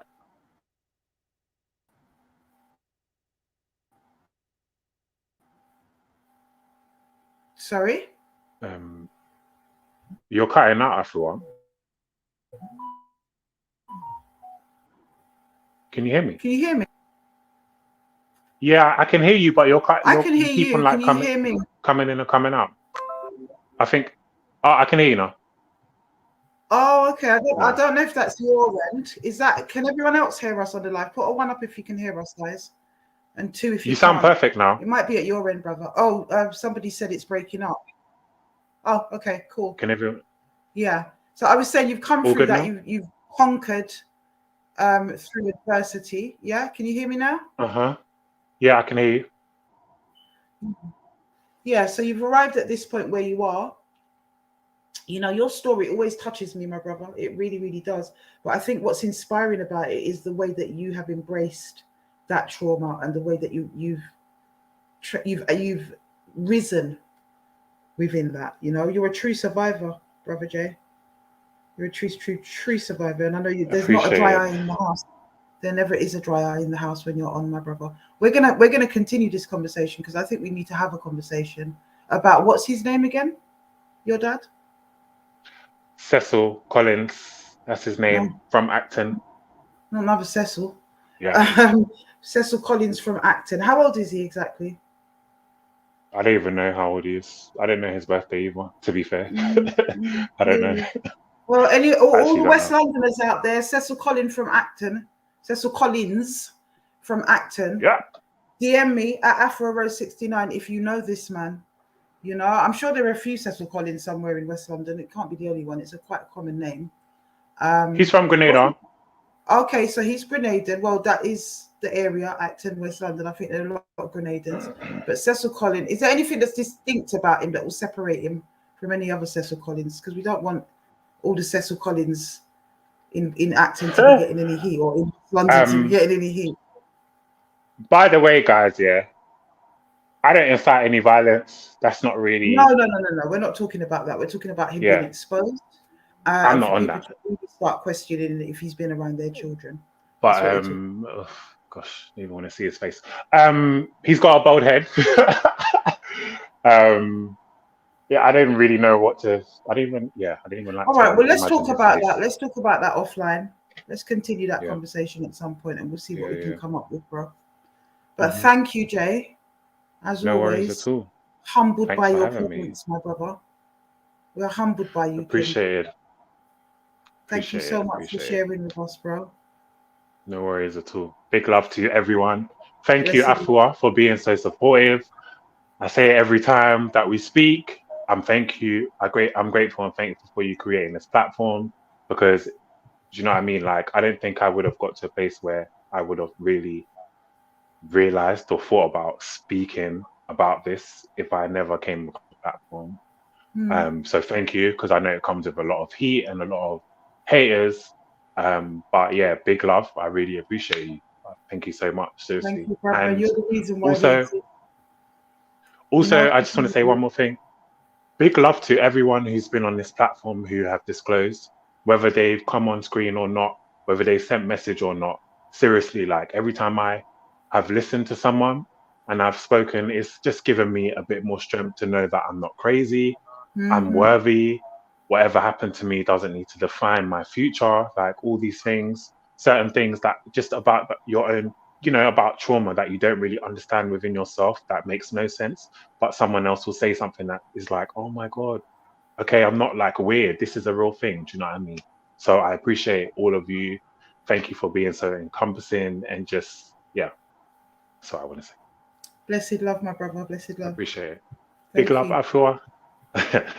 As Bye always, bye. bro. I can't even do that good. Yeah, that's it. My daughters do it a lot. Big Love you, love, my brother. everyone. Bless up. Yes, love you too. Oh, that brother there, he just tug off my heartstrings every single time. This brother here, every single time, honestly, that monster. Was it Cecil Collins? I want him. I hear the brother, and I know it will be his decision. It will be his decision, but live's already gone out now, and he said the name and whatever. But it will be his decision if that dirty man ends up on the page and we having to do a whole live about him and trying to get an appeal going, because my goodness, you monster, whenever you see this. And as for Mrs. Monster, well, usual story. How could you? That's your belly pain, your evil people. But look at what he's triumphed and overcome. Look what he's overcome. He's an exemplary young man, and definitely not a credit to you lot, you know. Brothers and sisters, yes, indeed. That was Jay's story. And if you want to hear the original story, I think it might have been taken down, DM me and I can send you a private link to it anyway, because I still have it. And I still got to do that for you, Jay. You know what? It's been like a year and a bit, or nearly a year, and I still ain't sent this man the link. Always going to do it, and then something else gets in the way. I'm going to do it, Jay. Please remind me. Just keep DMing me and pestering me until I do that, because he asked me for it when it was sent down. Blessed love, people. So, yes, let us now welcome back Andy. Bless up, Andy. How you doing? Good evening, Queen. Good evening. You guys may remember Andy Morris from last week. He's back again, and it's round 2. That's kind of what's going on right now. It's round 2. I want to dig down a bit more because, I remember last week, Katie Wilson Downey, aka Brown Sugar, was saying, oh, I thought I'd see some receipts on the live and what have you. What she doesn't realize, Andy, is that I deliberately held those back to see if this woman would humble herself in light of what had happened last week. Because I thought it was enough to humble her, actually. I didn't think we'd have to go to this stage, Andy. It's draining. For you, it's traumatizing and draining. It's time consuming. It's not that relevant for me in terms of the wider context of this platform. There are much more important things that we need to be discussing apart from Katie Wilson Downey's antics, and the rest of them at TTIP. But take us through last week to where we're at now. Yeah. If you could do that for us, please, Andy. Wow. Okay. Because so it's been quite a helter-skelter of a week, hasn't it? it has. It's been. It's been a real week, and I'm exhausted. I was up at 1:00 this morning and working by, kind of 6, 7 a.m. this morning, and I haven't really stopped. So I'm really tired. But yeah. So we went on a little bit of a journey just talking about that stuff. And what happened for me was that Katie and I met 3 years ago, and we had a very, very brief intimacy. I was very open about my past not least because it's part of a licensed condition. So I'm very open like that. One of the first things, it's not the best way to open a conversation with anybody, but rather than under disclose and put myself in a problem, I over disclose, and I'm constantly being told I do that, but I'd rather just be in that safe space of not being accused of that. But anyway, I got involved with Katie, and for some reason over the last 3 years, and it's got more intense in the last 3 months, she's just been coming for me. She's read some documents which, to be fair, are not accurate, and the reason that she was able to access those documents, they're parole documents, they're parole dossier documents, which are in the public domain for one reason and one reason alone, and that was because I pursued a judicial review in the High Court. I didn't win, and what effectively they told me was that, listen, you're out of prison, crack on with your life. They didn't want to get into the nub of correcting this and correcting that, and I felt it was really important to correct it because there are things in there that Katie hangs a hat or a wrap or whatever she hangs on it in terms of validity. Yes, I served a prison sentence. Yes, it was a domestic incident. Yes, it involved my ex-partner. Am I proud of that? No, not particularly, but it's happened. It happened in 2007, and I've done I've done the time. We went over that last week. For those people that didn't watch last week's live, go and watch it, and you can catch up on that story. Yeah. So we kind of know what she's been doing, what she's been getting on with. So in the last week or so, there's been. I don't follow Katie on any form of social media. I have no contact with her whatsoever. Well, I've blocked her now from in the week, so I don't know what she's been getting up to since then. Yeah. Anything that she posts or any messages that are aimed at me come to me via third parties. This is people who maybe she targets, people that she finds that have been following me or she knows are known to me. Yeah. What then she does is she'll target them and harass them and message them. Kind of saying, go and do this. And it's funny because the thing is she misleads people, because one of the things she says is everybody should go out and do Clare's Law. This is one of the things she's been peddling in the last week. Clare's Law applies, and I don't disagree with Clare's Law, but it applies to a partner. I'm not dating the whole community, so it does, and it's not there to be abused because you want to try and dig up dirt on people, actually. Do you know what I mean? It's a community safety tool service. Is what it is. And there's a reason why when you do a Clare's Law disclosure, they never send it to you in writing. They tell it, it's verbal over the phone. There's a reason for that, so that people can't share it. Right. I didn't even know that, to be fair. Because it's not supposed to be shared. It's for the benefit of the woman who is making that inquiry, or the partner of that person. Or to make an informed decision about whether or not or actually their family members or friends or people that are concerned about them. It is for those people as well. Yeah. And I don't disagree with it. I think it's a good idea. It's a great thing, yeah. But it's not there to be abused, definitely not. No. But so Katie's been going around doing this. She's been going around recruiting people to join her bandwagon and tell stories that are, again, are not fully being represented accurately. And yeah, the last week has been a bit of a chore because I've had to shift my focus from. I've had to acquaint myself. I can't remember who it was, but last week one of your viewers shared in the chat about an injunction. So I've been acquainting myself with Form N16A, and the process for going about that. The form has been filled in, and it will be lodged in due course. You're taking it fully legal, aren't you? I mean, absolutely, yeah. Absolutely. So she'll definitely be getting a knock. And particularly for comments like this, let's look at some of her comments. I think this could be from my page. I can't remember, to be fair. But let's look at it. It's quite long. Please go ahead and state what you wish, but please ensure you use factual info. Andrew Royston Morris, who is a serial domestic violence perpetrator, not allowed to see his own child, on IPP license for holding his baby mother hostage, kicked out of taking the initiative party for harassing several women in the party, which prominent figures in our community had to meet with him to discuss and advise him to stand down from his TTIP role, and is a danger to with a 20-year-old plus record of harassing women, and was recalled on his license for harassing women when he was first let out on his IPP sentence in 2013, and later sent to close conditions after harassing more women whilst out on day release, as his parole report states, and to which he does not even deny. This is the kind of people you are hosting on your platform, and supposedly against men who target, harass, and abuse women.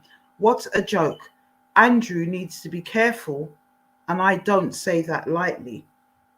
That's a threat in my book. Yes. In the eyes of the police as well. It's been shared with the. I don't say that lightly, because that it's been shared with the relevant authorities. Yeah. I know you've gone to the authorities with that, and like I said, I hope she gets a knock. As we've seen with Donna Ebanks, it's not outside the realms of possibility that you will be prosecuted, because they are really nasty messages. They're prolific. And maybe she doesn't understand that more than 2 incidents of stuff like that will constitute harassment. That's it right there. She obviously doesn't understand that, Andrew.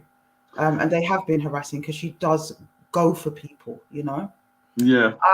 But yeah, that in itself, she could say, well, I might be saying that he needs to watch his reputation, or you could argue that is ambiguous.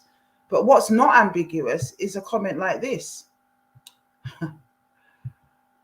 I think she thinks she's poetic, and that's on her own platform. Candyman never hurt anybody as long as they kept his name out of their mouth. Candyman was that character, people, from the horror films that used to just tear people to shreds once you said his name 3 times or something. Is that right? That's correct. Yeah. Candyman. Yeah. That's right. Yeah, he was a nasty piece of work, and that's directly after last week's live, isn't it? She's putting up things like that. Yeah. Big time. But take me through some of what she was saying in that first screenshot that I put up, because one of the things that she puts out as well is that you went to a gay sauna while you were on. She sent me something like that, or she said it on the page. You went to a gay sauna when you were on license, and that caused you to be recalled or something like that because you hadn't declared it.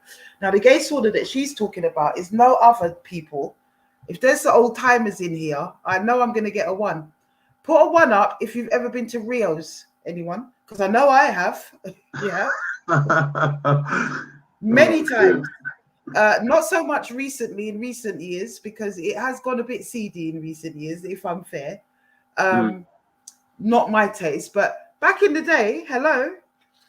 There you go.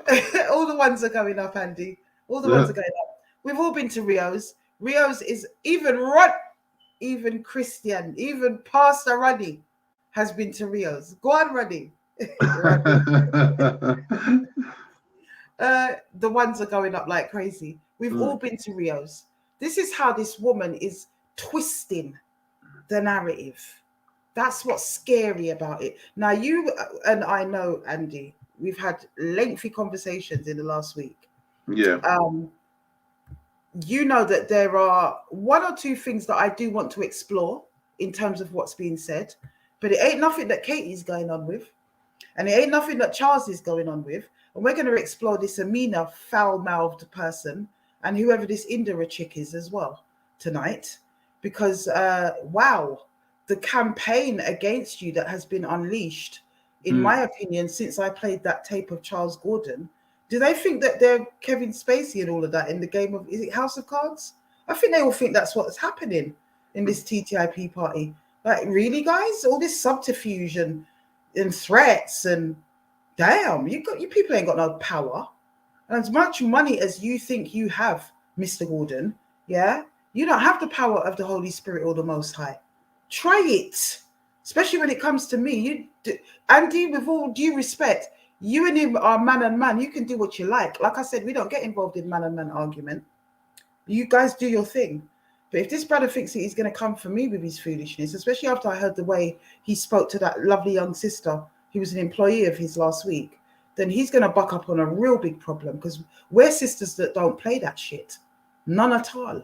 But they seem to be very nasty pieces of work, Andy. What is this? Do you know what? I honestly don't know. And I mean, to take it kind of back to what you just said earlier about the remarks from Katie. I mean, firstly, I mean, it's concerning to me that she's a social worker. And somebody has said in the chat, she sounds like she is a social worker. So that's the first thing that's concerning. But the other thing is that, and this is the thing that worries me a little bit, is that she's making claims about the party that no one is speaking about. I wasn't kicked out of the party. I left the party. I left the party to do other things. And we're gonna we got a receipt for that, so we're gonna deal with that in a minute. But yeah, go ahead. And I'll be honest with you, you know, had somebody somewhere just been honest and said, well, actually no, he wasn't, or yes, he was kicked out, then we probably wouldn't be having this conversation, because one way or the other I'd kind of know where I stand. But I felt I needed to speak and just say, look, actually I wasn't kicked out. I sat in a basement working on building TTIP long before anybody knew that TTIP existed. You know, I'm going back to kind of 2016. People never heard about TTIP until about 2020, when Sasha Johnson gave it voice by announcing, you know, that we need our own political party at the Million People March that she led. That was when people first really started to hear about TTIP. And one of the things that Katie Downey Wilson, or Wilson Downey, whatever which way around it goes, says is that I got kicked out after 2 years service, and I'm not sure where on earth that's come from, bearing in mind I helped to build it. But there we are. Right. But look, it's either she's being lied to, or she's doing the lying, and she's twisted quite a lot in that shot that I just showed. Like she twisted most of what she was saying with the victim that came on last week, Paige, and the big nasty story. She didn't know what she was talking about. She just seems to run with whatever she's being told. So there is a possibility that she has been fed a pack of lies, really. And with the individuals involved, you know, it wouldn't be a surprise to me. Let's just say that. But let's tell us about this Amina character. I want to look at some messages that you shared with me, Andy, about the foul, nasty approach that this individual has. Unbelievable. Just unbelievable. So basically there's a list going around, isn't there? And I have omitted a name on the list because they've asked to remain anonymous. Sorry, that's not it, I don't think. Hold on. Oh yeah, this is it, where you accuse her. So have a read of that, people. So you say presumably this was generated by you. Please don't threaten me, as I have done nothing apart from answering questions on Friday. But before that, I came away from all of you and have done nothing whatsoever to interfere with any of you who overstepped your boundaries when you removed me from the WhatsApp. And I did and said nothing, quite content to focus on other things. She says, ain't nobody got the effing time to talk, mother effer. Do not F with me. Take it as a effing threat and a promise you F with my people and I will not hesitate. And she's actually responding to TTIP being mentioned on the live, isn't she? Last week's Yes. live. Yes. Right. Who is this girl? I mean, how old is this woman? Do you know, And I a don't know, woman nonetheless. in the 20s somewhere, but She's her baby addressing you like that, Andy. yeah. Who gives her those wings? Like I said, who gives her the wings like Red Bull to deal with you like that? Hmm? This is my question. I mean, it's a rhetorical question. You don't have to answer it at the moment. But I'm just asking this question. So I'm reading through this stuff and I'm thinking, whoa, you know, and she goes on, her name's Amina. I don't know what you feel like, Amina, but why are you people terrorizing this brother based on the fact that he has a past which he has atoned for and he has served a lot of time for? In fact, it's a miscarriage of justice just how much time he served for that offense, because there was a massive disparity between the offense and the actual sentence. He's done that. He's come out. At what point are you bitter women going to allow him to heal? Or you women that are being inspired by men who consider themselves to be in positions of power? You're all corrupt. The TTIP party is corrupt. And to be honest, I was never down with it because it ain't my kind of politics. I'm a Pan-Africanist, like I said. I don't know why you want to go and beg up Master's table. That's my thing. And also, I was even more repelled by you people when I saw the way you didn't support Sasha Johnson. And the way that she had dedicated herself to you people. So they were off my radar from then, really, Andy. But seeing all of this now, I'm absolutely disgusted that you charlatans can decide that you want to try it and put yourself in positions of leadership in our community. We're tired of it. We're tired of you ego-fueled, narcissistic, sicko people trying to lead. And what we need to do as a community is start to recognize them for who they are and have the tools to be able to do that, Andy. I'm tired. TTIP was supposed to be a hope. You know, we saw a brother come on last week and say, well, at the moment, you know, they're the only hope we have. No, it cannot be flawed from the inside out, brother. It can't be this flawed from the inside out.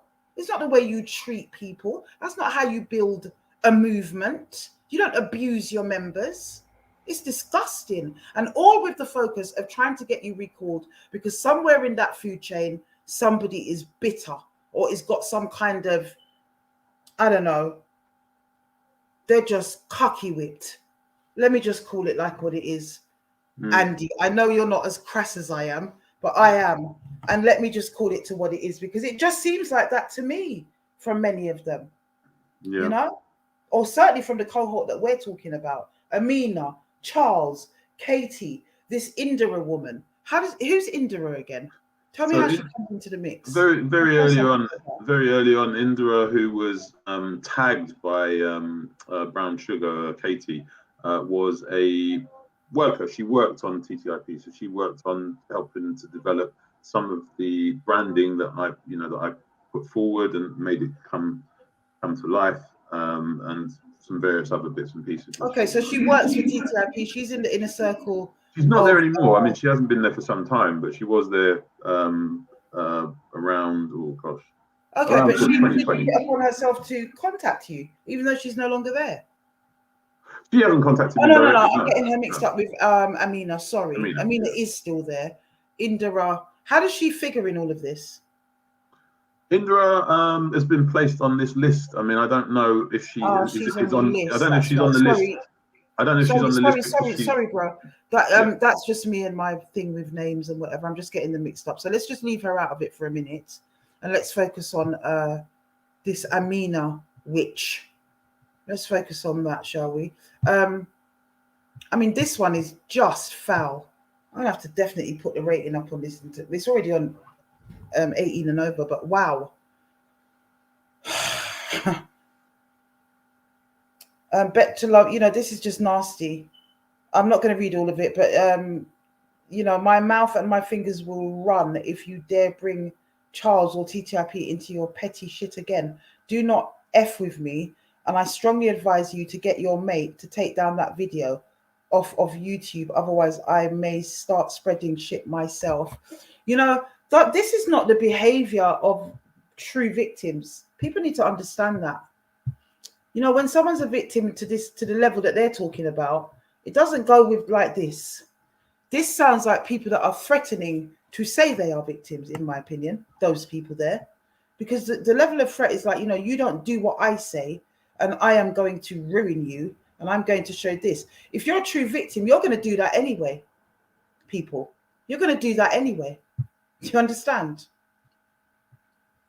You're going to do that anyway, regardless of whether that person complies with your demands or not. It isn't a manipulation game at that stage. You know, when you feel that you need to speak out, it's never a manipulation game, never. So I'm very doubtful with things like that. And then just the foul nature of the whole thing. Yes, my brother. Yeah, it's I ain't buying that. I'm not buying that at all. Whatever they're coming with, Andy, I'm not, and I don't like the smell of none of it. So I'm not going to take it on board. As I say, there is another conversation that we need to have regarding somebody else I spoke to. I need clarity around that. And that person isn't included in tonight's conversation. So we are talking about Amina, Katie, Charles, not Indira, sorry, because I got her mixed up. I'm very sorry, Indira, if you're watching. You've just been put on a list. I don't know if she knows that she's on a list or she doesn't. Because some of those names on the list, those people didn't even know they were on a list, did they? Let's look at the list. As I say, I've blacked out some of it for the sake of identities. So me, meaning Amina herself, right? Yes, yeah. And then it says me, Stephanie, Angela, Katie, Indira, Francesca, Donna. She's still collecting names, and then she says, "Don't try me." And then you're going on to say something else, you know, about a video or whatever. That seems quite irrelevant. But it's the point that she sent you a list, and you shared that with me. This list, listen, let me tell you something, people. If this woman had a list that was legitimate of real survivors that had suffered at the hands of this man, she wouldn't be threatening with this list. She'd go straight to the police with it. Perhaps that's their next step. But she said you wouldn't show your hand to the perpetrator that way. You just wouldn't. You know, there's a lot of posturing and a lot of ego, just a lot of egocentric behavior that's taking place with this, Andrew, and that concerns me. It really, really does. You know, but let's look at some of the other comments that Brown Sugar made, some of the other claims. Because one of the things that she goes on about a lot, Andy, is, in fact, before I get to that, Andy, Katie seems to be, I don't know, either the person that is leading the charge on this one, but she's definitely embroiled in it somewhere. Yeah. You know? And what's the relationship between Amina and Katie? Because they obviously know each other. But you know, would they be on terms where they would be in league at the moment, do you think? I would guess so, but Katie was a member of TTIP at one point. No, we know that, although she acts like she is. Yeah, I mean, I don't know. I mean, I don't know how close they are. Well, she's aware of this woman, right? And this woman is aware of her. Yes, yeah. So I'm going to share something that you shared with me. And I'm going to call it Katie. Sorry, I'm going to call it Tika Gate. Katie's Tika Gate is what I'm going to call it. I'm going to share this, Andy, because, and this is my decision. You have not asked me to share any of this, Andy. You've shared it with me because I want receipts from you so I can validate your story, right? Yeah. I decide what I share on my live. Do you understand? It has not been, or tonight's live, definitely. Sometimes people do request, please make sure you do that. But Andy hasn't done that. He shared, as usual, when I speak to people, I want the receipts, right? And Katie doesn't seem to be able to come with any real receipts, or Amina, about what's really been going on. But you see the type of twisted, jaded character that Katie is. You know, as a friend that I used to have would say, a pretty piece of doo-doo wrapped up in nice paper, a piece of doo-doo wrapped up in pretty paper, or trying to be what they're not, you know? When you see the nastiness or the levels with this individual, I'm going to show it. Because, Amina, you need to know exactly what Katie thinks of you, sweetheart, if you're in league with her. Let me tell you. Let's have a look at it. This is Tika Gate. This So this is a refers conversation between you Indra. and... Sorry? This This refers is to Indira, sorry. yes, Right, correct, yeah. Indira, you need to know. Well, you know, Amina needs to know as well, because her and Indira are both Indian girls, aren't they? And this is so racist and nasty and freaky to me. But let's read through it. So she says to you, Andy, you know you want to lick her Indian punani. And she says it might taste like tikka. You say, no, I'd rather yours. She says, so would she as well as so would she as well, I think. You both fancy me. Why would you think I'd be interested in her? She says, I think she feels like she is in a love triangle, and maybe you too, but I don't. You says, well, I don't care. Speak for no one else, and I ain't interested. She says, let's all go to lunch. I'm going to let her come tomorrow. Well, in my opinion, number one, who you calling saying that Indian girls' things taste of tikka? What the hell kind of comment is that? I think every Asian person should be highly offended. I'm highly offended, and I'm not even Asian. You know, it's like saying a Jamaican woman's punani tastes of jerk chicken. What is that? Is that a Middlesbrough thing? What is that? It's disgusting, is what it is. And then to try to kind of implicate that you guys could have a threesome because she knows this woman fancies her. I mean, the narcissistic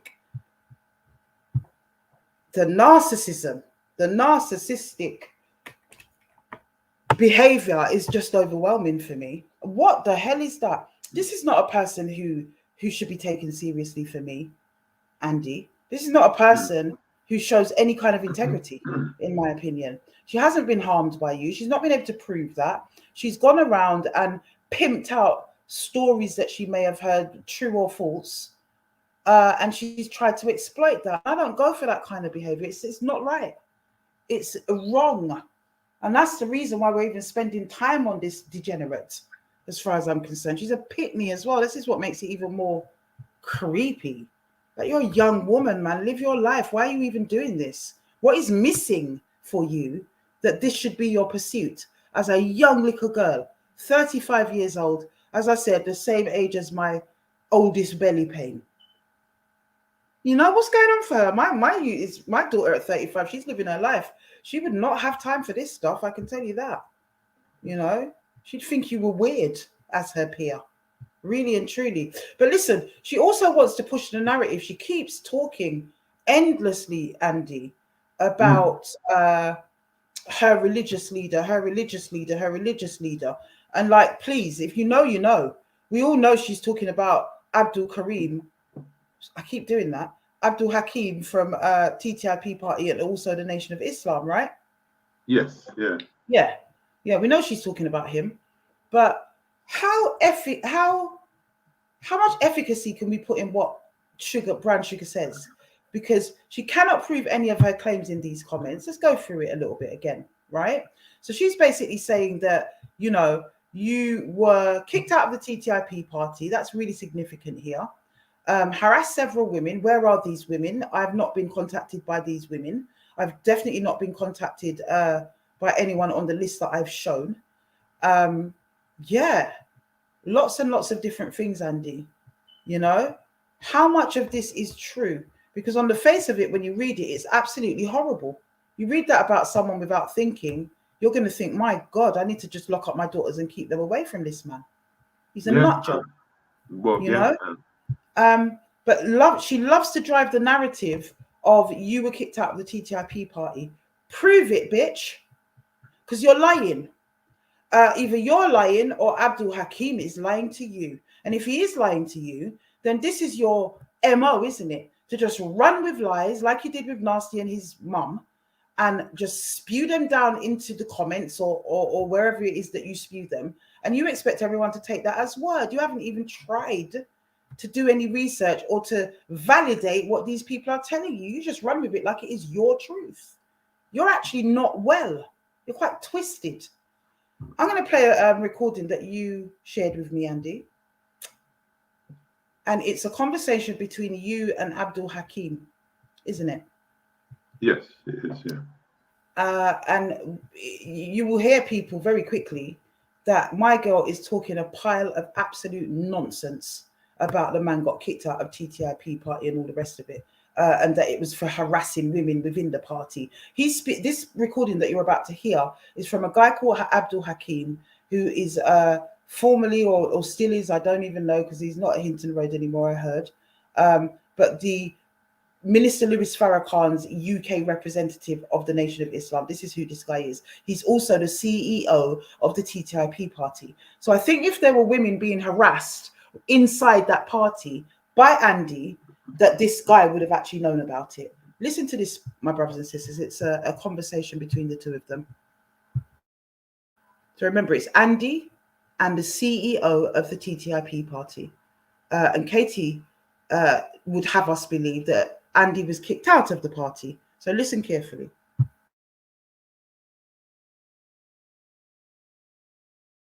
Doesn't need to know, but I work for the Ministry of Justice. So, you know, what am I hiding? What is it that she thinks I'm doing? Her issue... People have gone to her, haven't they? And she has spoken to people. I'm sure there was somebody, there's people who have gone to her saying that you've been engaged in predatory behavior where they're concerned, harassing them. So as a result of that, then, you know... Give us a minute, people. This recording is just buffering a little bit. Here we go. You know, then you've obviously caused a problem for yourself. That's Abdul Hakim's voice. Well, firstly, if anybody can say that you have been harassing them, then whoever's made those allegations, are they true? Well, let them make them to the police. I've not harassed anybody.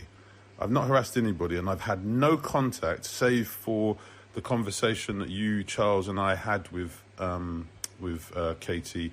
I've not had any contact with her since that conversation. And even before that, I've had no contact with her. So basically, I've had no contact with the woman for 3 years since we had an intimacy, which she doesn't share with anybody freely. In fact, she hasn't shared it, as far as I know, with anybody, the fact that we slept together, which kind of changes and paints a different picture, because she's painting herself as somebody who is concerned about what I may or may not be doing. What she's concerned about is that I've appeared in an article in a newspaper on 2 occasions. That's what she's concerned about. That's not her concern. No, that's not her concern. If she wants to go to the police, or whoever wants to go to the police, I'm happy for them to do that, because I am very confident that I've not harassed anybody. So why are we on this phone then? Because right, so my understand, when we had that conversation, you, Charles, and I, with Katie, there was an agreement that ensued from that, because she, as far as I remember, asked you to convene that meeting, because I didn't ask anybody to convene the meeting. I just asked Charles to have a word with you, because she seems to have some, level of respect, as I imagine all of us do for you. But then there was an agreement as a result of that conversation, and that agreement is not being stuck to. I've got nothing to hide, but, what I don't want to have to do, because the last thing I was told by probation when I brought this to their attention a few weeks ago is I need to go to the police. And I went to the police, I reported it, I gave them all the information I had, and they took it down as a crime-related incident and put it under the heading of stalking. They then said that if it happens again, to come to them again. Now, what I don't want to have to do is go to them and say, well, actually, this meeting took place between the 4 of us, because then it brings you and Charles into it. Yeah, I'm not going to get involved in any of that, brother. So, this is the point. Raise that, then you raise it, but I'm not getting involved in none of that. I'm not going to see no police. No, I'm not. No. That's I had with you, her, and Charles. That's not what I'm saying. What I'm saying. I get it, but what I'm saying to you, where she is concerned, okay, and it's a simple issue. Regardless of that conversation, as far as she's concerned, from that conversation, you have harassed women who you have worked closely amongst. It's not true. Who has contacted her. And she, as far as she's concerned, she has the right to make women aware that if she is of the mind that you don't have good intentions for them. Her vibe is that, she reserves right. Can I just say, right, so there's two things I would say. Firstly, this sounds like a conversation she had with somebody on social media recently. And the first thing that person did was contact me. And it's not somebody that she knows, because you can see from the discussion on the social media that it's clear that she doesn't know this individual. But that individual... I don't follow none of that stuff, bro. Like, the only reason why I know this is because you brought it to my attention. Okay. Outside of that, I have no interest, and I wouldn't be doing any research online about these kind of things. I'm too busy doing other things that are way more important for me to focus my time and attention on. And I can appreciate that, but all I'm saying is that, so on the back of this, she is... That's right. So what she's saying, and this is where it does come back to you and Charles, is she's saying I was kicked out of the party because of this behaviour. And that's not true. I left the party. That doesn't have anything to do with me. Well, are you not the chairman of the ELC?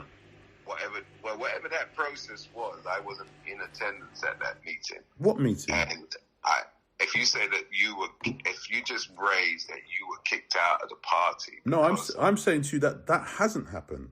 She's going around telling people that I was kicked out of the party, and I'm saying that's not true. I left the party. You got to clear that up with Charles or whoever. Well, Charles and I don't speak. Charles and I don't speak. Makes it difficult then, doesn't it? But what I'm saying, so look, I wrote the Constitution, right? And so I wrote also the rules governing the ELC. So if I was kicked out of the party, that is a decision that you, as the chairman of the ELC, would have been required to take with Charles and others. So if you're telling me you didn't attend that meeting or that meeting didn't happen, then what on earth is she talking about? Because I left the party and I made that plain. I said for personal reasons. I said this in January, but effectively I left the party last year. Right. So I'm not... And that is what I understand, that you left the party.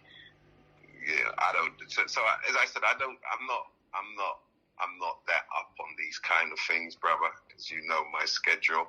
So unless someone can show me some kind of documentation, then I can give an opinion. But by way of being able to just, put it out of my memory, I'm not there with these issues. They pretty much go in, one ear and out the other, and I deal with them in situ, right? Mm-hmm. I deal with it here and now. And once it's been resolved, I kick it out my head. I don't carry it around with me. I have no space in my filing cabinet for these kind of things. So I get involved. I do my best in the moment. Mm-hmm. Once it's resolved, then that's the end of it. Mm-hmm. I don't expect to revisit it. You know what I mean? Well, I wouldn't expect to revisit it, but here we are, over more than a year after the conversation. I mean, I think we had the conversation around March of last year. So I wouldn't expect you to revisit it or remember it, but this is getting a bit out of order now, because I don't know if she's a member of the party, and I don't, it's not my concern, but this is where it comes into kind of party. She's not a member of the party. Okay, well, I just don't understand why this is still going on and why she... You know how long ago Katie left the party, so she hasn't gone back. I don't know how long ago she left. I didn't know she left. I know that she stopped doing... You and her had an issue, Andy. What are you talking about? And as a result of you and her having that issue, then she left at that time. No, I wasn't aware of that though, Minister. So what? Well, when you, me, her, and Charles had the conversation, it wasn't from the perspective that she was a party member at that time. You were the party member. Well, I was one of the party founders, but I was one of the party founders, but she wasn't aware of that. But if you remember, and if Charles, obviously I'll have that conversation with Charles if I have to. I suggested to Charles she might be a good candidate, and as a result, he approached her. So my understanding is that she was going to be a candidate, but I had no involvement in that, because I was just trying to do what was right for the party, not what was right for self. So I wasn't aware that last thing I can recall from that whole situation is she withdrew as a result of you stalking her and you and her having issues. that's absolute nonsense, though. That's absolute nonsense. I've never. But you do remember the whole situation. I remember the situation, but what I'm saying is, right, at that meeting, she asked for certain evidences and assurances to be given to you, which I then sent to you. I don't know if that was ever reviewed, but what I know is, as a result of that, she was satisfied that on the basis that I did what I said I was going to do, that would be the end of it. I get that, but the point we're actually dealing with here is the fact that you knew she was no longer a part of the party. I had no idea. Remember when you were standing, brother, her main beef was she came back into the picture when she heard that you were standing for one of these areas.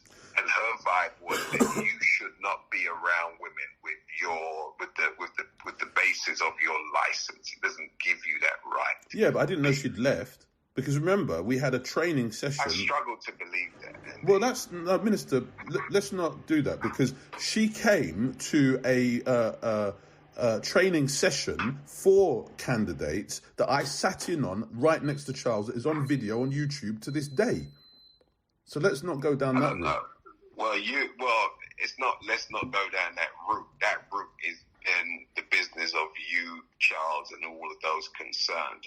No, but you're telling me that you fail to believe that, and I'm saying to you, how can you fail to believe that when I sat? I do fail to believe that. How? I do fail to believe that because, as far as I'm concerned, that whole issue, she pulled back from it, and then she started to focus on, if you remember, the Windrush situation. I remember being on the call with her in regards to wanting TTIP to sponsor the Windrush claims and all of this, and then she didn't achieve that. TTIP did not give her the support she wanted, and I remember that, and I was advising that she was supported, and from there she drew away. She officially drew away and said she would no longer be a part of the party.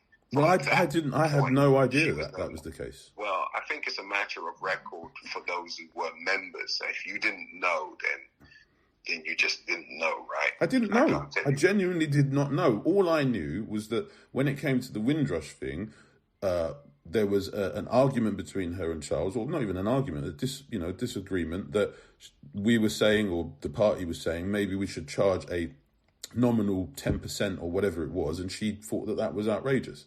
Yeah, and so did I. And that's why I offered that we would pay for it in the nation, if you remember the conversation. I wasn't party to that, though. This is the thing. Yeah, well, it was a conference call. It wasn't like a private call. It was a conference call or a Zoom. It was very public. There was at least half a dozen to a dozen persons on the call. It was very public. It wasn't. I'm not saying it wasn't public or it was hidden or anything. I'm just saying there were a lot of meetings that I didn't attend. Not more than me, brother. Not more than you. Not more than me. You were a part of the day-to-day running of the party.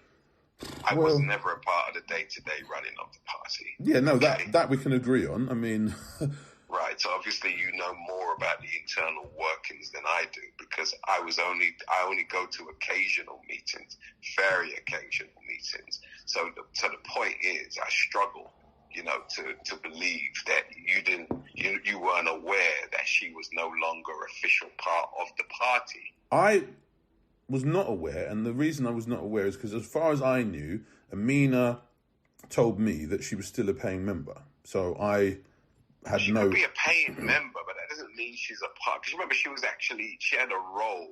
She was a right. Well, this is where we're getting confused, because I can accept that, but what I'm saying is that Well, that's what I'm talking about. Right. No, that's I can't speak for who's a member who pays the subscription. I don't know nothing about that. No, but that's what I was saying. So when I say she's a member of the party, that's what I mean. So she's a paying member. Well, I can't speak to that. Right. Okay. Right.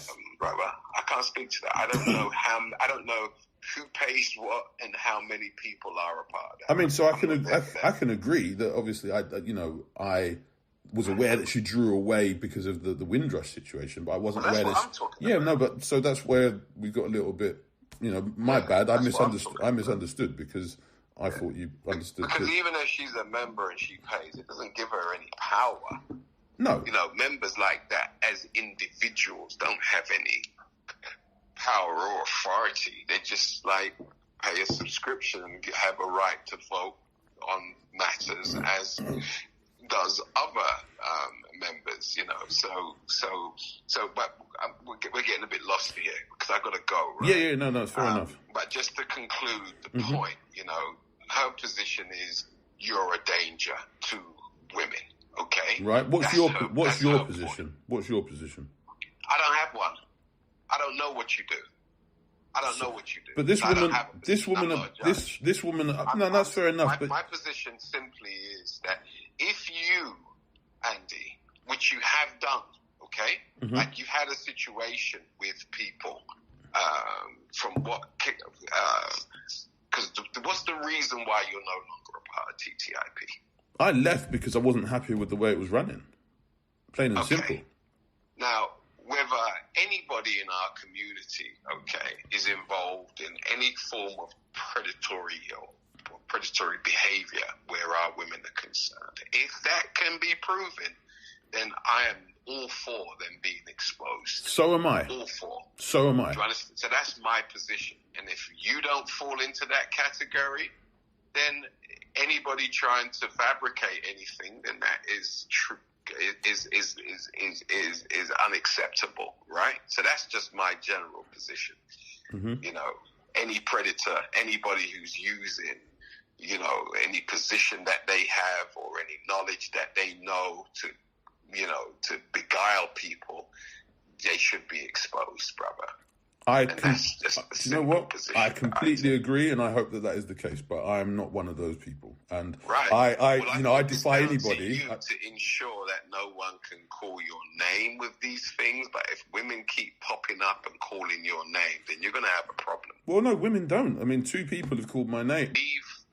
Have nothing to do with women, until you find somebody who compliments you and who you compliment, and then become a model of who you say you are. But that's to suppose that I haven't already done that. I've moved away from. I'm just giving you the model of what shuts people's mouths if you're not what they say you are. Yeah, no, and I appreciate that. That's the model.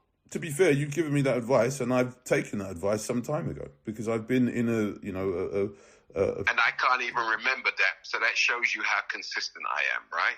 Yeah. Because I don't remember doing that, well, but I know that is my way. Okay. Yeah. And for me, that is how you protect yourself. Well, I mean, to be honest, I don't know that it will be enough for Katie, but I just wanted to leave me alone. That's always been my... Whether it's enough for her or not, because you see the reason why it becomes enough, brother, because you wouldn't have to defend yourself anymore. You would have a wife or a woman who would be your line of defense. Fair enough. So you wouldn't have to defend yourself because your deeds would speak for themselves. Which is fair enough. I take that, and I have no issue with that. I've always said along the way, and I appreciate you've got to go, I just want her to leave me alone. If I was behaving in the way she's behaving now... But she's not going to leave you alone until she knows that you are not a risk to our women. I don't owe her that. I don't live anywhere near her. I don't go near her. I have nothing... Doesn't matter, brother. Doesn't matter. It doesn't matter. If you know that... If you believe or if you take the position that you know somebody is a bloody nonce in our community, they don't need to live near to you in order for you to take it upon yourself to ensure that, you know, that person does not victimize anybody else. I've never victimized anyone in my life. So... Well, I'm speaking generally, brother. Yeah, no, I know, but I'm just being clear. I've never victimized anyone in my life. I'm speaking generally to your point that you made. No, okay, because the rationale that you just came with is that you don't live nowhere near her. No, that's not enough. No, but what I'm saying is I'm not under no obligation to lay out my life to prove to her. You're not, but you are under an obligation to prove that you're not the person who was given a prison sentence. I wasn't given a prison sentence for Nancy behaviour. I was given a prison sentence for false imprisonment, and I've been very clear about that with everybody else. Nancy behaviour, bro, that's not normal. You don't imprison people. You don't kidnap people and hold them against their will and call that normal. I'm not saying it's normal. I'm not saying it's normal, but it's not Nancy behaviour. Well, it's not Nancy behaviour. Yeah, but you can define it how you like, right? But the bottom line is that That is abnormal. And women in our community need to be protected from people who would do that kind of stuff. Simple. Do you know that there are people with sex on the sex offenders register in TTIP as we speak? I don't know. I wish you would tell me who they are. Well, see, this is the thing. Maybe you need to talk. I'm not a member anymore, and it's not for me to start. So therefore, you have the responsibility, just like she's taken up the responsibility in calling you out, okay, to make sure that if we're going to have a party, that the party is filled with people who are decent and upright. Mm-hmm. Then you have a duty too.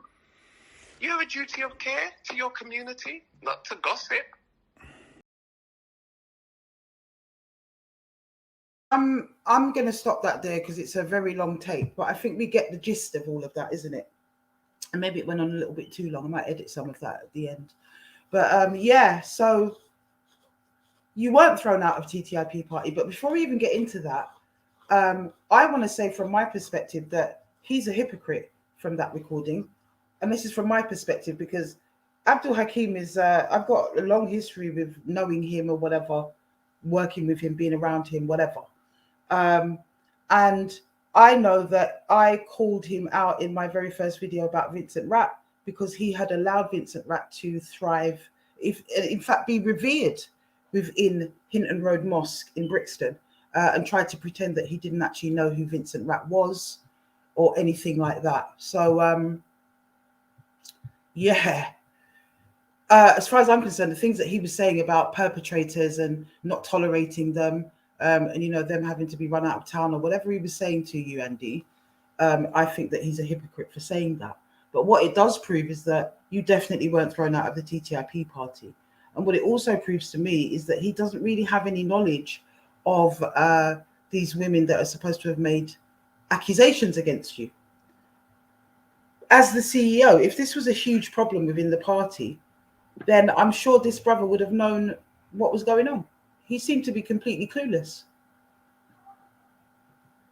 Yeah, I mean, you know what? I'm just mortified by the whole thing, really, because this sustained campaign on Katie's part has gone unchallenged, and you know, this kind of thing in our community has deep and lasting impacts on people. And you know, I accept I've been to prison for a domestic incident. You know, I did my time for that. No one was, you know, I don't want to make a thing of it, but no one was physically injured or harmed in that sense. I accept that there was some probably psychological harm. I mean, it happened 16 plus years ago. In that respect, you know, I'm not coming onto your platform or anybody's platform to, you know, put my best foot forward to pretend I'm something I'm not. You know, I've made mistakes. I'm sure I'll continue to make new mistakes. But what I'm trying to do, I'm just trying to live my life. That's all I'm trying to do. I just want to live my life free from people who will, with wanton disregard, go around sharing information that isn't correct. Even up till today, I had a phone call from somebody basically saying to me that a third party had heard about this stuff, hasn't spoken to me about it, by the way, but has basically decided they don't want anything to do with me. And now they've seen your recording from last week, and you know, they may or may not change their mind. To be honest with you, I really don't care, because I just want to live my life, crack on. I shouldn't have to go to lengths like this to prove my innocence of something that I haven't done. I wasn't kicked out of the party. I walked away. You know, why are people, whoever they may be, I don't care who they are, trying to drag me back into it? Why am I having to come onto a social media platform to answer questions in order to, you know, allay concern from people that I'm not that I'm not some wrong'un? I shouldn't have to do that. I shouldn't have to do that. And you know what? I'm quite angry. Somebody earlier on in the comments was saying, oh, you know, what kind of mix-up is this? This is sounding like playground stuff now. No, it isn't playground stuff, because the accusations that they are making is detrimental to any man who's innocent of them. But it's even more detrimental to this brother because he is on a life license. And any kind of tiny little misdemeanor of this nature, particularly with the crime that he went to prison for, can send him straight back to jail, no questions asked. Don't look like, don't stop at go. Straight. So it isn't playground stuff. It needs to be cleared up, and it needs to be proven that these people are on a hate campaign, regardless of anything else that you have done, which you fully admitted to. Yeah. Right? Well, yeah, Yeah. that's That's exactly what's it. going on. It's not no passer. You need to catch up No. with the lives from last week and really get into the story, because it really isn't. This guy's life depends on it, people. Yeah. And they know that. People like Katie know that. She is a cancerous individual. What a corrosive, toxic, nasty piece of work. You know, I saw the way she behaved last week. We went over it with young Paige. Unbelievable. No empathy whatsoever for that girl's pain and her request for the woman to stop. She kept on and kept on. And that's what it seems that she's doing with you. She just won't stop, regardless of what everybody else thinks. So stop quoting your religious leader, idiot, because clearly you can hear the man really doesn't have that much of a dialogue with you, my girl. You know them people that like to kind of name drop and front people in their argument, and those people actually haven't consented to that. You know, no matter what I think of that brother, though, he did have some gems in there, and you and I have kind of spoken about that, and that's part of your journey, isn't it? In terms of, you know, anchoring yourself and not getting into these relationships. Yeah, you know? absolutely. So, yeah, there was. I mean, there's some gems that brother dropped on you in there. Absolutely. I mean, I acknowledge that in there. I mean, you can hear. Yeah, you did. What I said. So you did. So yeah, I mean, look, I don't buy her stuff for 1 minute, and I think it's absolutely disgusting. Whatever incentive or motive these women have for saying the things that they've said, and trying to reel people into their list. I know at least one person on that list is definitely not happy to have been published on that list. So who else is not happy? If you're not happy about being on that list and you've seen this live and you recognize your name, DM me, because it's not right. It's not right. And where are the receipts? Where are the say-sos? Do you know what I mean? And I don't mean necessarily, oh, where's your evidence? Like people ask us, Andy, because there will be none if it did happen. There would not necessarily be any. You know, there may or there may not, but likelihood is there won't be. But I'd definitely like to see these women that are so wronged that they've all come to Katie to, or this Amina person, or both of them, to create this list and given their consent to be on the list. And you know, what is the outcome of this? What are they hoping for? Because I know for a fact that one person has not consented to being on this list. So how legitimate is this list? You see my point? Yeah, I mean, I see the point, and it's just, I don't know if you can hear it in my voice, but I'm shattered from this whole experience, because I'm trying to juggle so many other things, and then in my rear view, I'm having to look at this, and I'm just like, you know, the whole me and Katie thing was 3 years ago. You know, I mean, what is it? What are you trying to achieve? I don't it seems that every time she sees your face pop up somewhere, whether it's in a newspaper article or in a group night out with me or whatever, her skin catches fire and off she goes again. This is harassment, and I think the police are definitely taking it as such, aren't they? Well, I sincerely hope so. I mean, they've had a further report, and they assured me that they would be taking appropriate steps. They have to take appropriate action, because it is harassment now. Prove what you're saying, bring some kind of charge, or stop harassing the people. Well, when we do what we do, we put it up, we do what we do, and we leave it alone. We see what happens after that. It's up to the victim to go to the police. It's up to the whatever. We don't pursue that person in their life. You know? And do you know what is, I mean, for me, one of the sad things about it is that what she's seen in the press is me talking about IPP. Now, I've experienced IPP, so I can talk about IPP. You know, you can't have somebody who hasn't experienced it, who doesn't have that lived experience, talking about it. But I'm not trying to make a name for myself out of it. I'm not trying to make money out of it. I'm just trying to shine a light on a continuing injustice, and she's taken away from that. You know, and I just find that quite sad. I find it worrying that somebody who is supposedly a professional is making decisions about, children and placements potentially and families, makes racist remarks, but yet is in that kind of professional space, and then wants to cast shade on me. How dare you? I don't want to start even swearing, but it makes me really angry.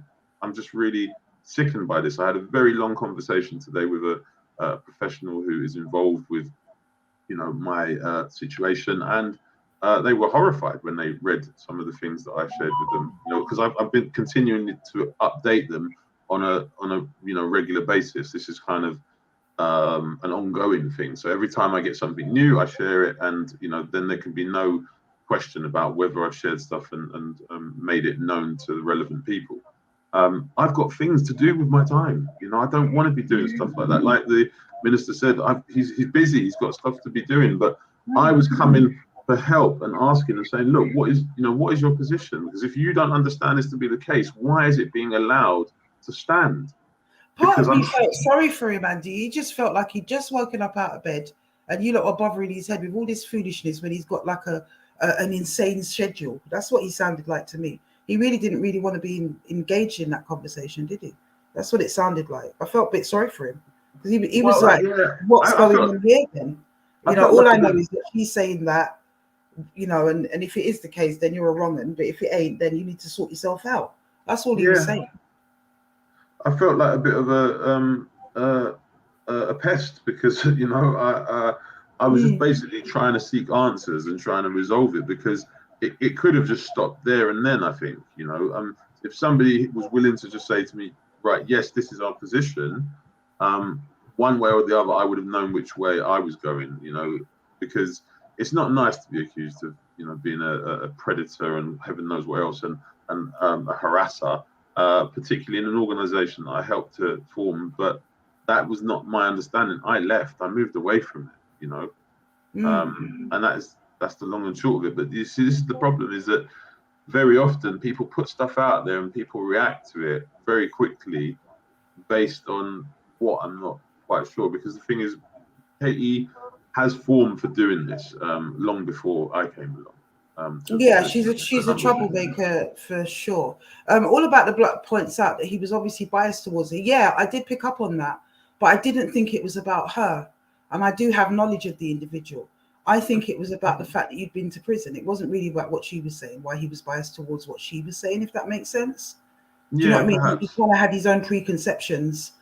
And I think that was less about her and more about him, in the way that he handled that. Do you know what I mean? But I hear what All About the Black saying. There was elements of that. Yeah, it's out there now. I mean, I'm just really, I don't know. I'm sad, really. And one of the things, if it was reasonable, I would have been happy to have a conversation with people like Katie. Not even to allay her concern, because I don't think I owe her that. As a person in the community who has openly shared about being a recovering addict, I practiced the 12 steps. We talked about this last time. So step 9 is one of the pivotal things in my life. I'm trying to make amends wherever possible, and where to do so won't cause further injury and harm to those individuals. There are lots of people on that amends list, and I'm only partway through that. But Katie is certainly not one of those people on that amends list. She certainly won't be on that amends list, because I've done nothing to her. We walked away from each other 3 years ago, so I don't understand why we're still kind of, perpetually having this conversation. Surely you must have some reports to write or something, in terms of your profession. Tell us very quickly, Andy, about the assurances that you gave, because I'm curious about that. Somebody asked about it in the chats. I think Miss Imo. Yeah, so that wasn't as deep about that as well. It wasn't as deep as it might sound. So what it was Katie came with this thing to the meeting. It was an online phone meeting, and she basically was told, I'm not sure by who, that I was a volunteer in the party. She was disabused of that idea and was told in no uncertain terms that I was a founding member of the party. She was also told that I was a volunteer. I didn't work for a living, and I told the minister, well, I do. I'm not manufacturing my own pay slip every month, but I'm happy to share that with you. She doesn't need to see that, and if you're happy that it's legitimate, then you can pass that and assure her that you've seen it. I mean, I don't know why that was an issue. I don't see why I needed to assure her that I'm being paid for a living and doing a full-time role, but I did it anyway. And as far as I know, that was reviewed. I was told it was reviewed at the time, and that was really the assurances. I think there was one other, and I can't remember what it was. I think the other assurance really was that I would look into, that's right, so that the third assurance was running for office, because when Katie came to me, and I think this is really important actually, when I first met Katie and I told her that I'd been to prison and that I was potentially going to, sorry, what's this? Okay. So one of the things that Katie raised was, why was I allowed to run as a candidate? Because she had a previous conviction that she didn't particularly want to inhibit or prevent her from running for office later on. And I told her that I'd read the law and I'd kind of sought some assurances that I was in a position to run. She wasn't content with that. She believed that I was going to bring the party into disrepute, which I find amazing since I was one of the founding members anyway, and she came into it afterwards.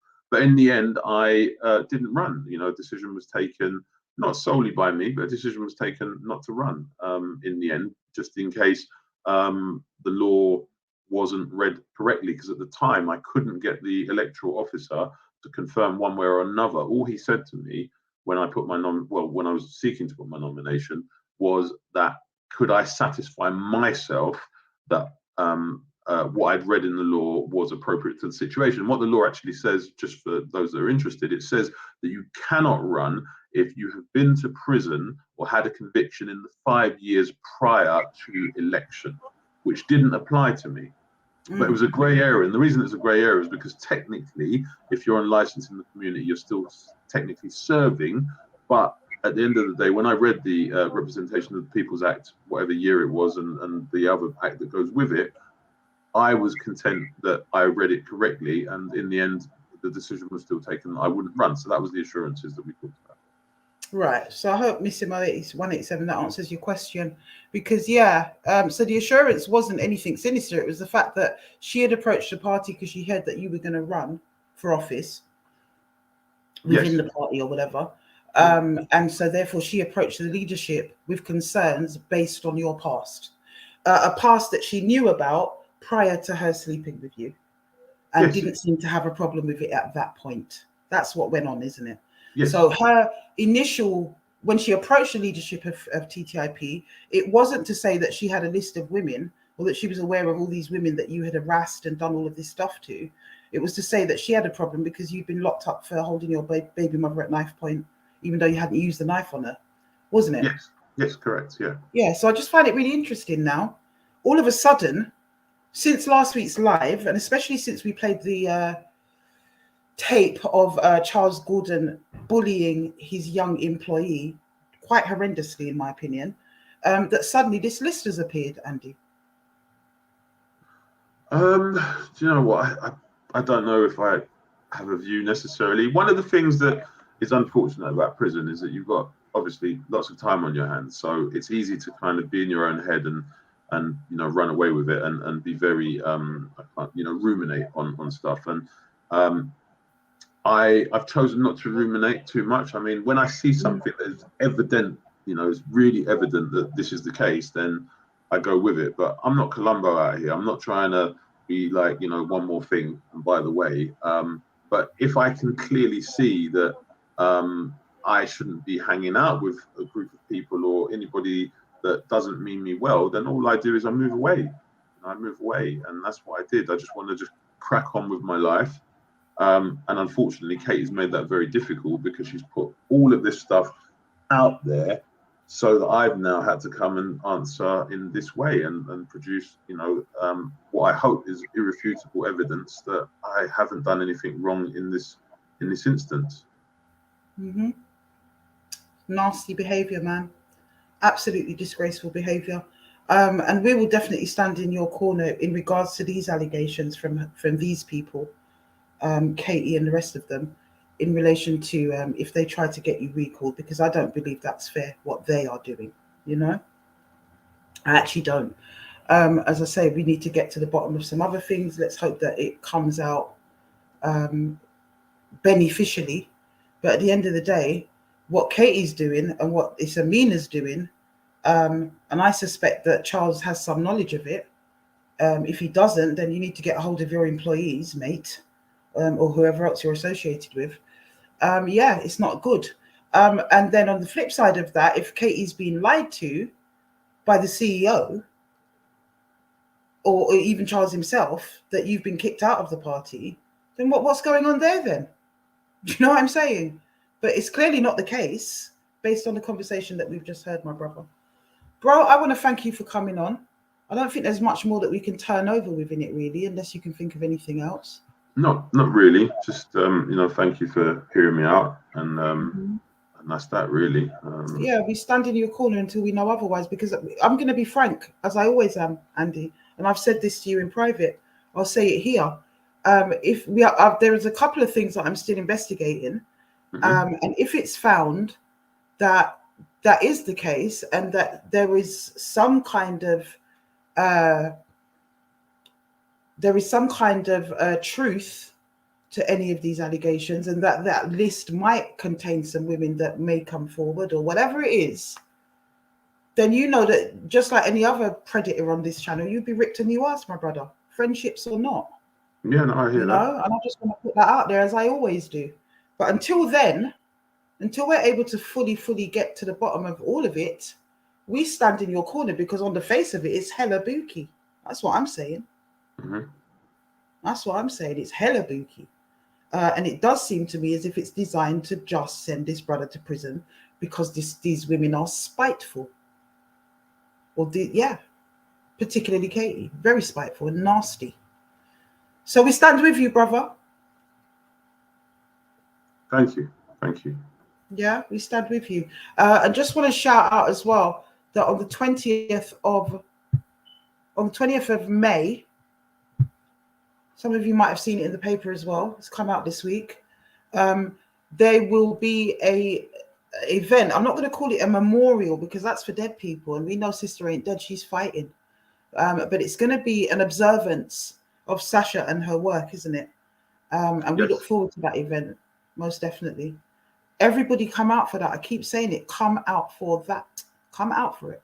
Come out for it. Just come out for it. Because if you don't, then you're part of the problem. You haven't contributed to the future of our children. Seriously, these things need to be supported. And I know that, it will be supported. Thank you, Andy. Thank you. We'll talk, bro. Blessed love. Yeah, brothers, they're gone. Yeah, guys, come out for that, man. Have to come out for that. I don't think that this sister's ever been supported enough by her community. She fought so hard for her community, so hard. As a young girl as well, I feel very maternal towards this child, especially because of what's happened, but particularly in her struggle and her fight. I keep saying it. She reminds me of a young me. I entered the movement at 18 years old. By the time I was the age she was when she came to prominence, I was lashing it up. I was fully invested, immersed in the struggle of my people. And I'd not seen that in a generation from anyone really, male or female. So, we need that. Please contribute to the Sasha GoFundMe fund. I would like to see that money being used for her rehabilitation, some sort of private care where we can kind of try to progress her from where she is at this moment, We need a flyer. We need a flyer that I can put up on Instagram of the actual event. So I don't know, you guys, I'll speak to the relevant people after the fact and make sure that happens. Because I think it's a really good event to have to, anyway.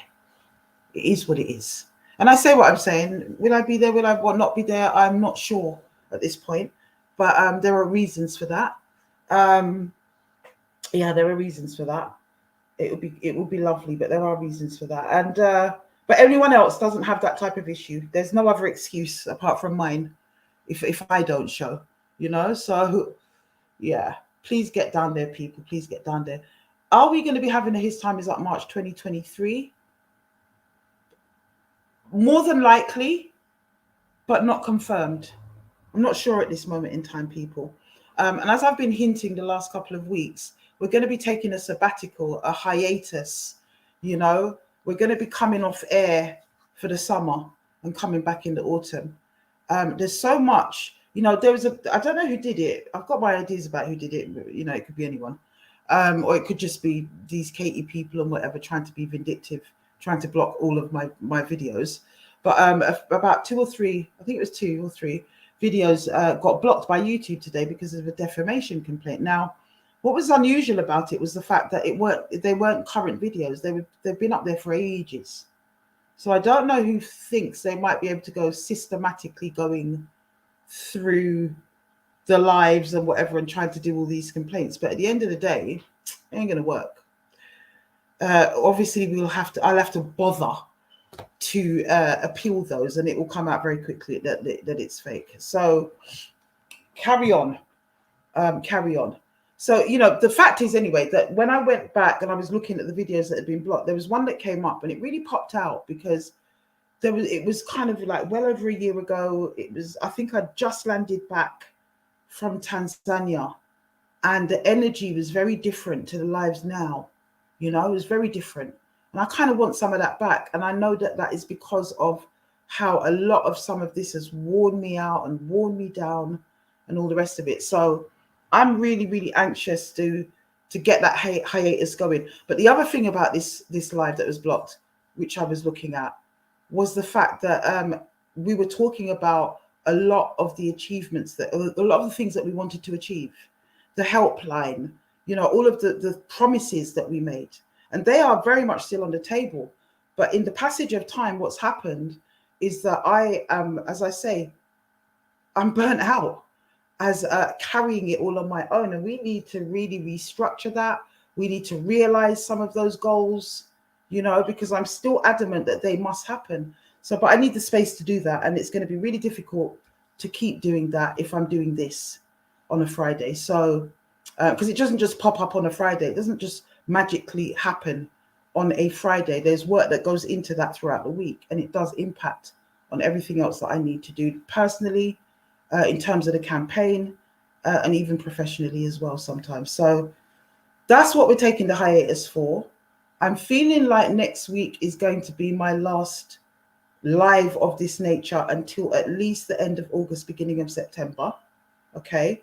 I will still be on Instagram, as I said before, and I will still be posting, and there will still be random lives that will only happen in the members lounge, which you'll know about it because the members will know about it. And now I will advertise it on Instagram. If it warrants it, if there's something that is so pressing that comes up that I really have to do a live about, then I would do a members live about it. But I'm not going to do a Friday night. That's what I'm saying. Maybe it would even be an Instagram live. It's a possibility if it's that urgent. That's what's going to happen. I will be posting videos along the way, along the journey.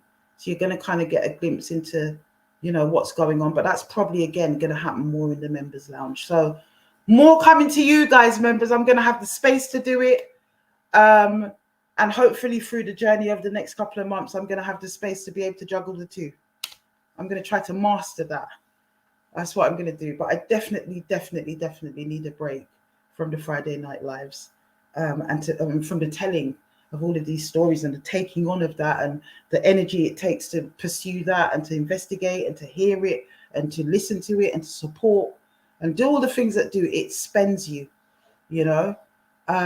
Many have said to me, Afua, it's a wonder, a force of nature, how you've kept it consistent for almost 3 years, night after night after night, with very little breaks in between. People have said that to me. I've done that through the sheer will of wanting to be there. I've taken it in the back, neck, and everywhere else in the nether regions for doing it, and I will continue to do it.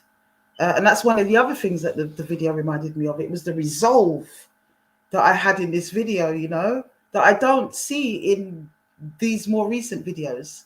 So I need to get my mojo back, people. I'm tired. I'm going to go and do that. I'm going to be, I haven't written for a while. I haven't been studio. I haven't, there's so much. There's so much that I need to pursue. And we also need to kick off our paedophile hunting group. That has been neglected, albeit that it's in place. So that's going to get some energy and lots of other things. And we will be coming back with a new face, a new visual face in the His Time Is Up or the Afua Speaks Community Conversation lives. So that's kind of what's going on, people. You know, it's c'est la vie, but not forever. And yeah, let's hope that you're all still here. We will be going out with a big story. Yep. And we will be coming back with a big story. So you people stay tuned and keep supporting and look out for the bulletins and join the members lounge if anything comes up that needs to be discussed. That's it, my brothers and sisters. And if you're already in the members lounge, look forward to more content in general anyway. And a wider conversation as well, more community conversation that is not all about predators and paedophiles and perps. Blessed love, my people. I haven't put the link out, actually. Let me do that. How? Yeah, sorry. I haven't put the link out. How impolite of me. I really haven't. There it goes. If anyone wants to jump on. Yeah, let's have it. Britain's Got Reggae. Bless you, sis. Thank you, sis. Britain's Got Reggae. You see, my sister Serline, she has been such a support and she doesn't even know it. I know you don't know it, sis, but you've been so lovely, silent support. You know, you really, really have. You're a special sister, my sister. And I know they're taking it in the chin, like a lot of us have for nasty people in our community. I applaud you, most definitely.